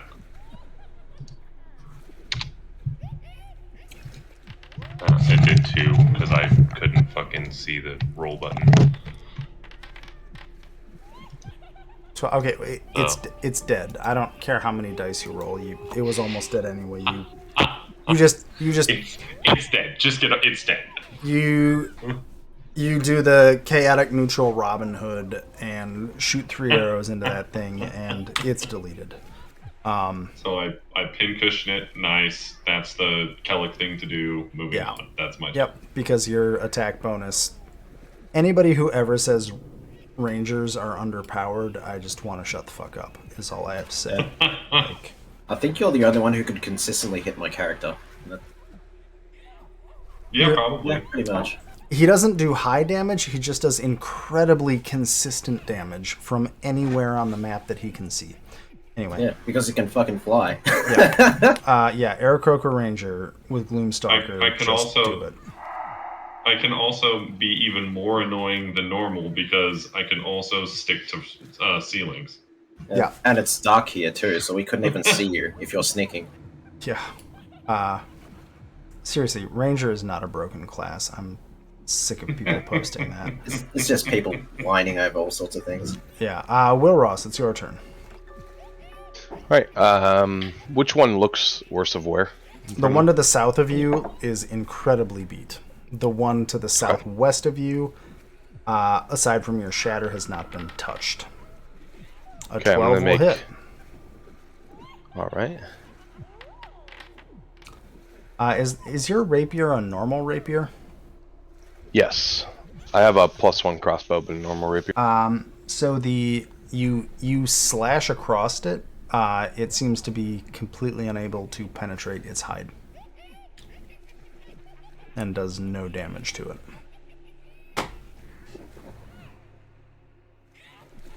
All right. Same as my mace. Don't worry. I've been there. Well, that will... out of frustration, I'm going to attack again. Okay. Again, you slash this werebore twice, and it appears to have absolutely no effect on it. All right, and that's my turn. It seems to be immune to mundane bludgeoning and piercing damage. Yaza, it is your turn. Great. I'm gonna move down that one. And we're gonna hit it.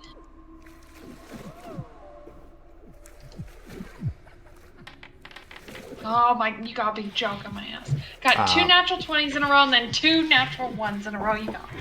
Well, the natural one, you just again bounce your sword off of its armor. It's just like it's a bad swing.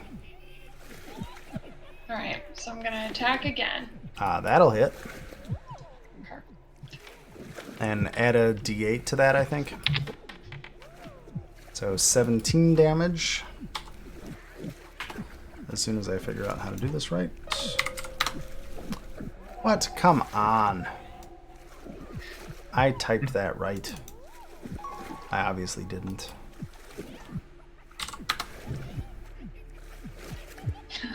Wait, what? I hit the wrong button. Yeah, you whack it with some divine force behind it.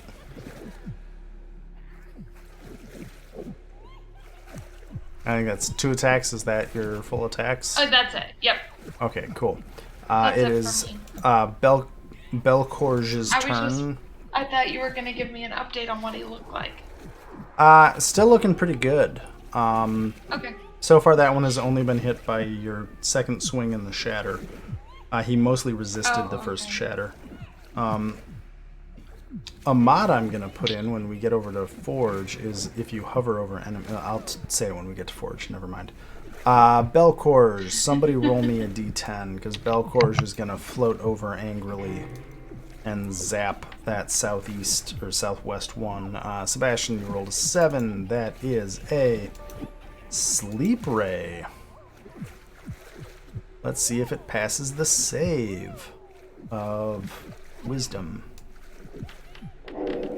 Nope. Not. Night, Werebore. These are not in alphabetical order, of course. Where is sleep? Whatever, I'm going to put that symbol on it. It says stunned, but whatever, it's sleeping. So it literally slumps to the floor as Belcorge zaps it with an eye ray. And Belcorge chuckles to himself as it falls asleep. Tlad's turn. Tlad can't really see anyone right now. And is just going to ready an action to fire his crossbow in case anything comes out of the room. I'm gonna skip over Keshma because there's literally no way she can fit in there.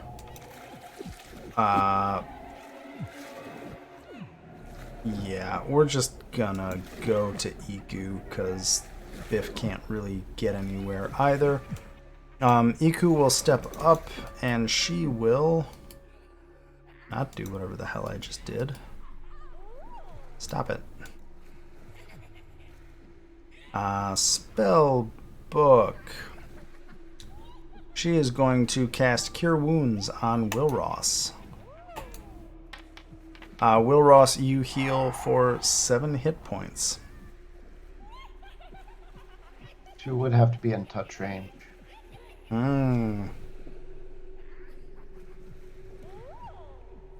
That's true. It is a touch range action. I mean, I think she could get it, but she'd actually have to, like... Yeah, she can do that. She could technically go through Gibbles, Belcorge, and Will Ross. So, whatever. I'm going to play it that way.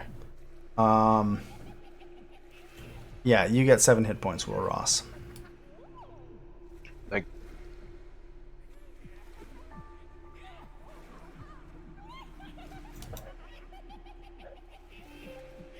for fun, let's just see if he can maul her. Oh. Yeah, because she would... Yeah, okay. So he'll hit her, and he'll do some damage.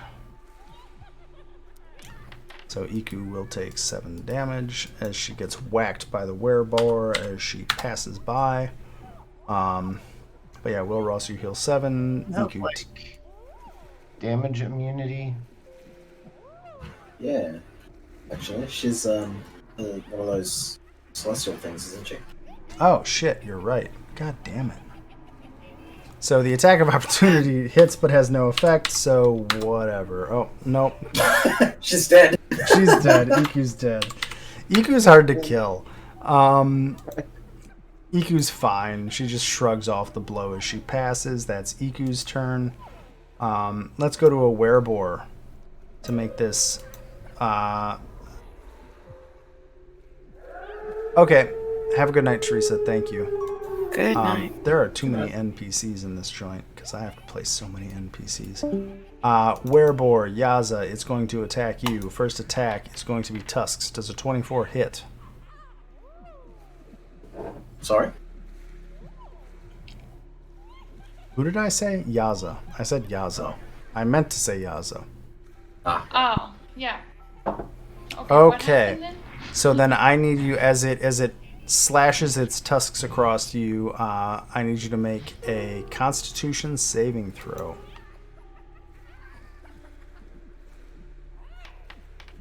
Well, that's a pass, and 6 slashing damage. Okay. This is an interminable combat. That's the Werebore's turn. Okay, Lucanu's going to get to attack finally. We're going to go 1, 2, 3. And we're going to roll some damage. 1, 2, and 3. And her sword, I just realized, is non-magical, so screw. Has no effect. Correct. Oh, Because last time I made it magical. I remember that now. nope. Yep. But I think that would have wore off like ages ago. So, you made your magical weapons last for an hour, right? Yeah. So it's That's gone, I'm that's pretty sure. passed off. So, Lucanu just wails away, smashing into this werebore, and it is very obvious now non-magical attacks have absolutely no impact on these creatures, as she just hacks at it and nothing happens. It is Teresa's turn. I think Teresa went to bed. So I'm going to pull Teresa up, and I'm going to look at her spell book, and I'm going to find a cantrip, which is... Squish. She casts the stock... wait a minute.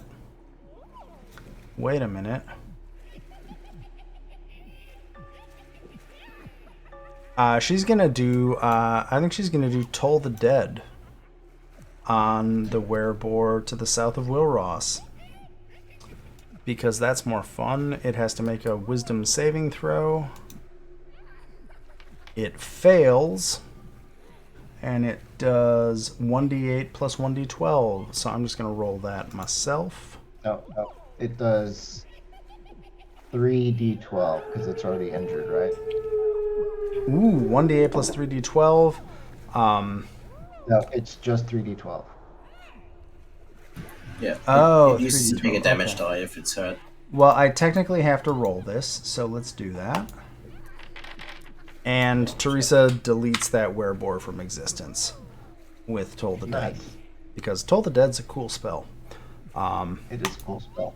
And I used it. So there you go.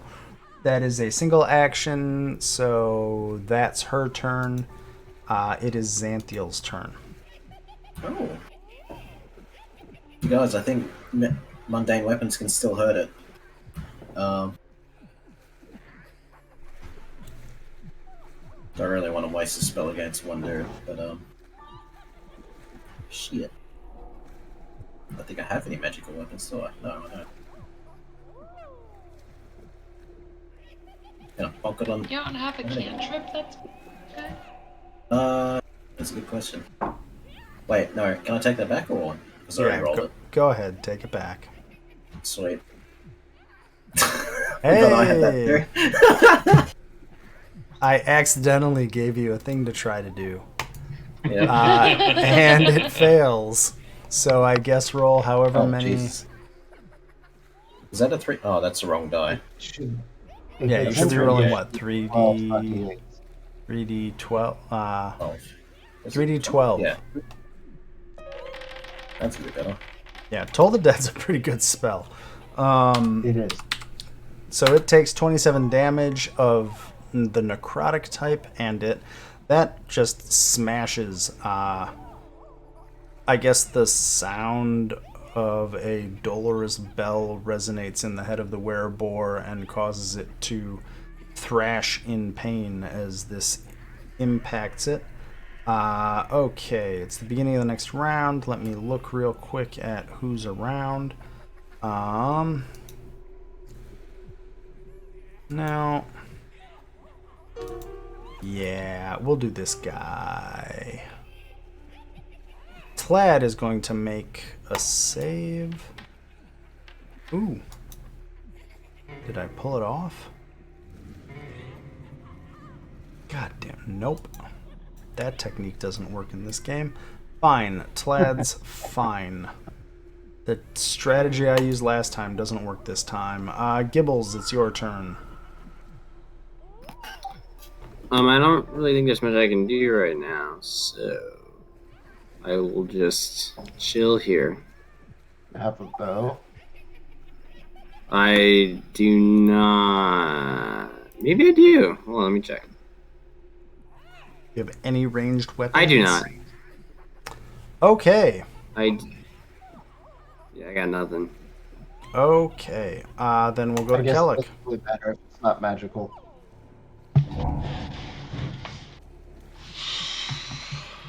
Man, I kind of want to just shoot a lightning arrow in there. I can't. I can. Did I anyone can only wanna partially see it. Yeah, right. You guys didn't want to live or anything, right? I can see it from here. Like, if I see where the light shifts to, I can see it. So can I do the same kind of shot? Yeah, I'm gonna say it's a -5 just because of like the clown car of people and the door and all that. Yeah, no problem. We're still gonna hit. Okay. So I'm gonna re-roll that D8 now. No, 1, not 2, 1. Hey, nice. So instead of 6, it is Night, Owen. 10. Have a good night. Have a good night. Bye. That is y'all. So how much damage are we at? 10 plus 20 damage total. 20 total. No, 19. IR math good. Okay, cool. 19 damage. That werebore is looking real bad. Anything else, Kellic? Nope, that's all I got. Will Ross. It is your turn. Alright, I'm gonna go ahead and cast Vicious Mockery. It can definitely hear you, so it needs to make a wisdom saving throw. Oh no. Which it passes.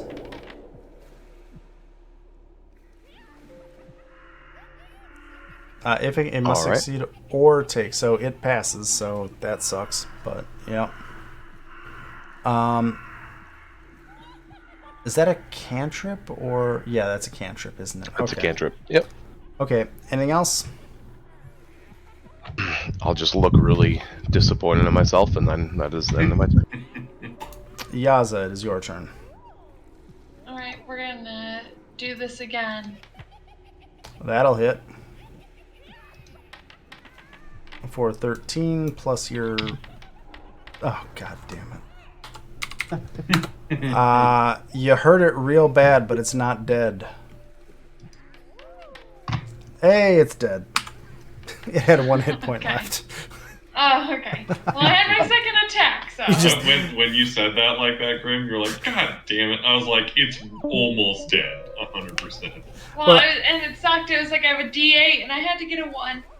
Look, the Tusk attack was worth keeping combat going in case anybody failed the saving throw. But note to self, higher CR enemies because Jesus Christ. Not super happy with that combat as a DM. Lots of notes for myself about other things too. Okay, so you have defeated the werebores. They are all dead on the floor. Gibbles, Gibbles is gone, but Gibbles had... Well, who pulled the southern level? Xanthiel pushed the southern lever. The northern lever has not been pulled. Oh. Yaz, I'll go over and do that. You said the northern one? Fumble around until you find it and pull it? Yeah, basically. So as you do so, we're going to end the session in a second, but you pull the lever. Sebastian, you notice the final hexagonal-shaped brass lid on the door to the south opens.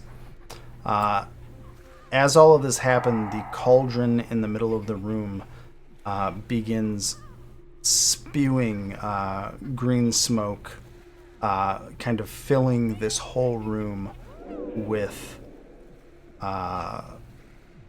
just a cloud of green vapor that makes it hard to see more than about 15 feet. And as this all happens, you hear three distinct voices begin cackling maniacally. And I think that is where we will end the session.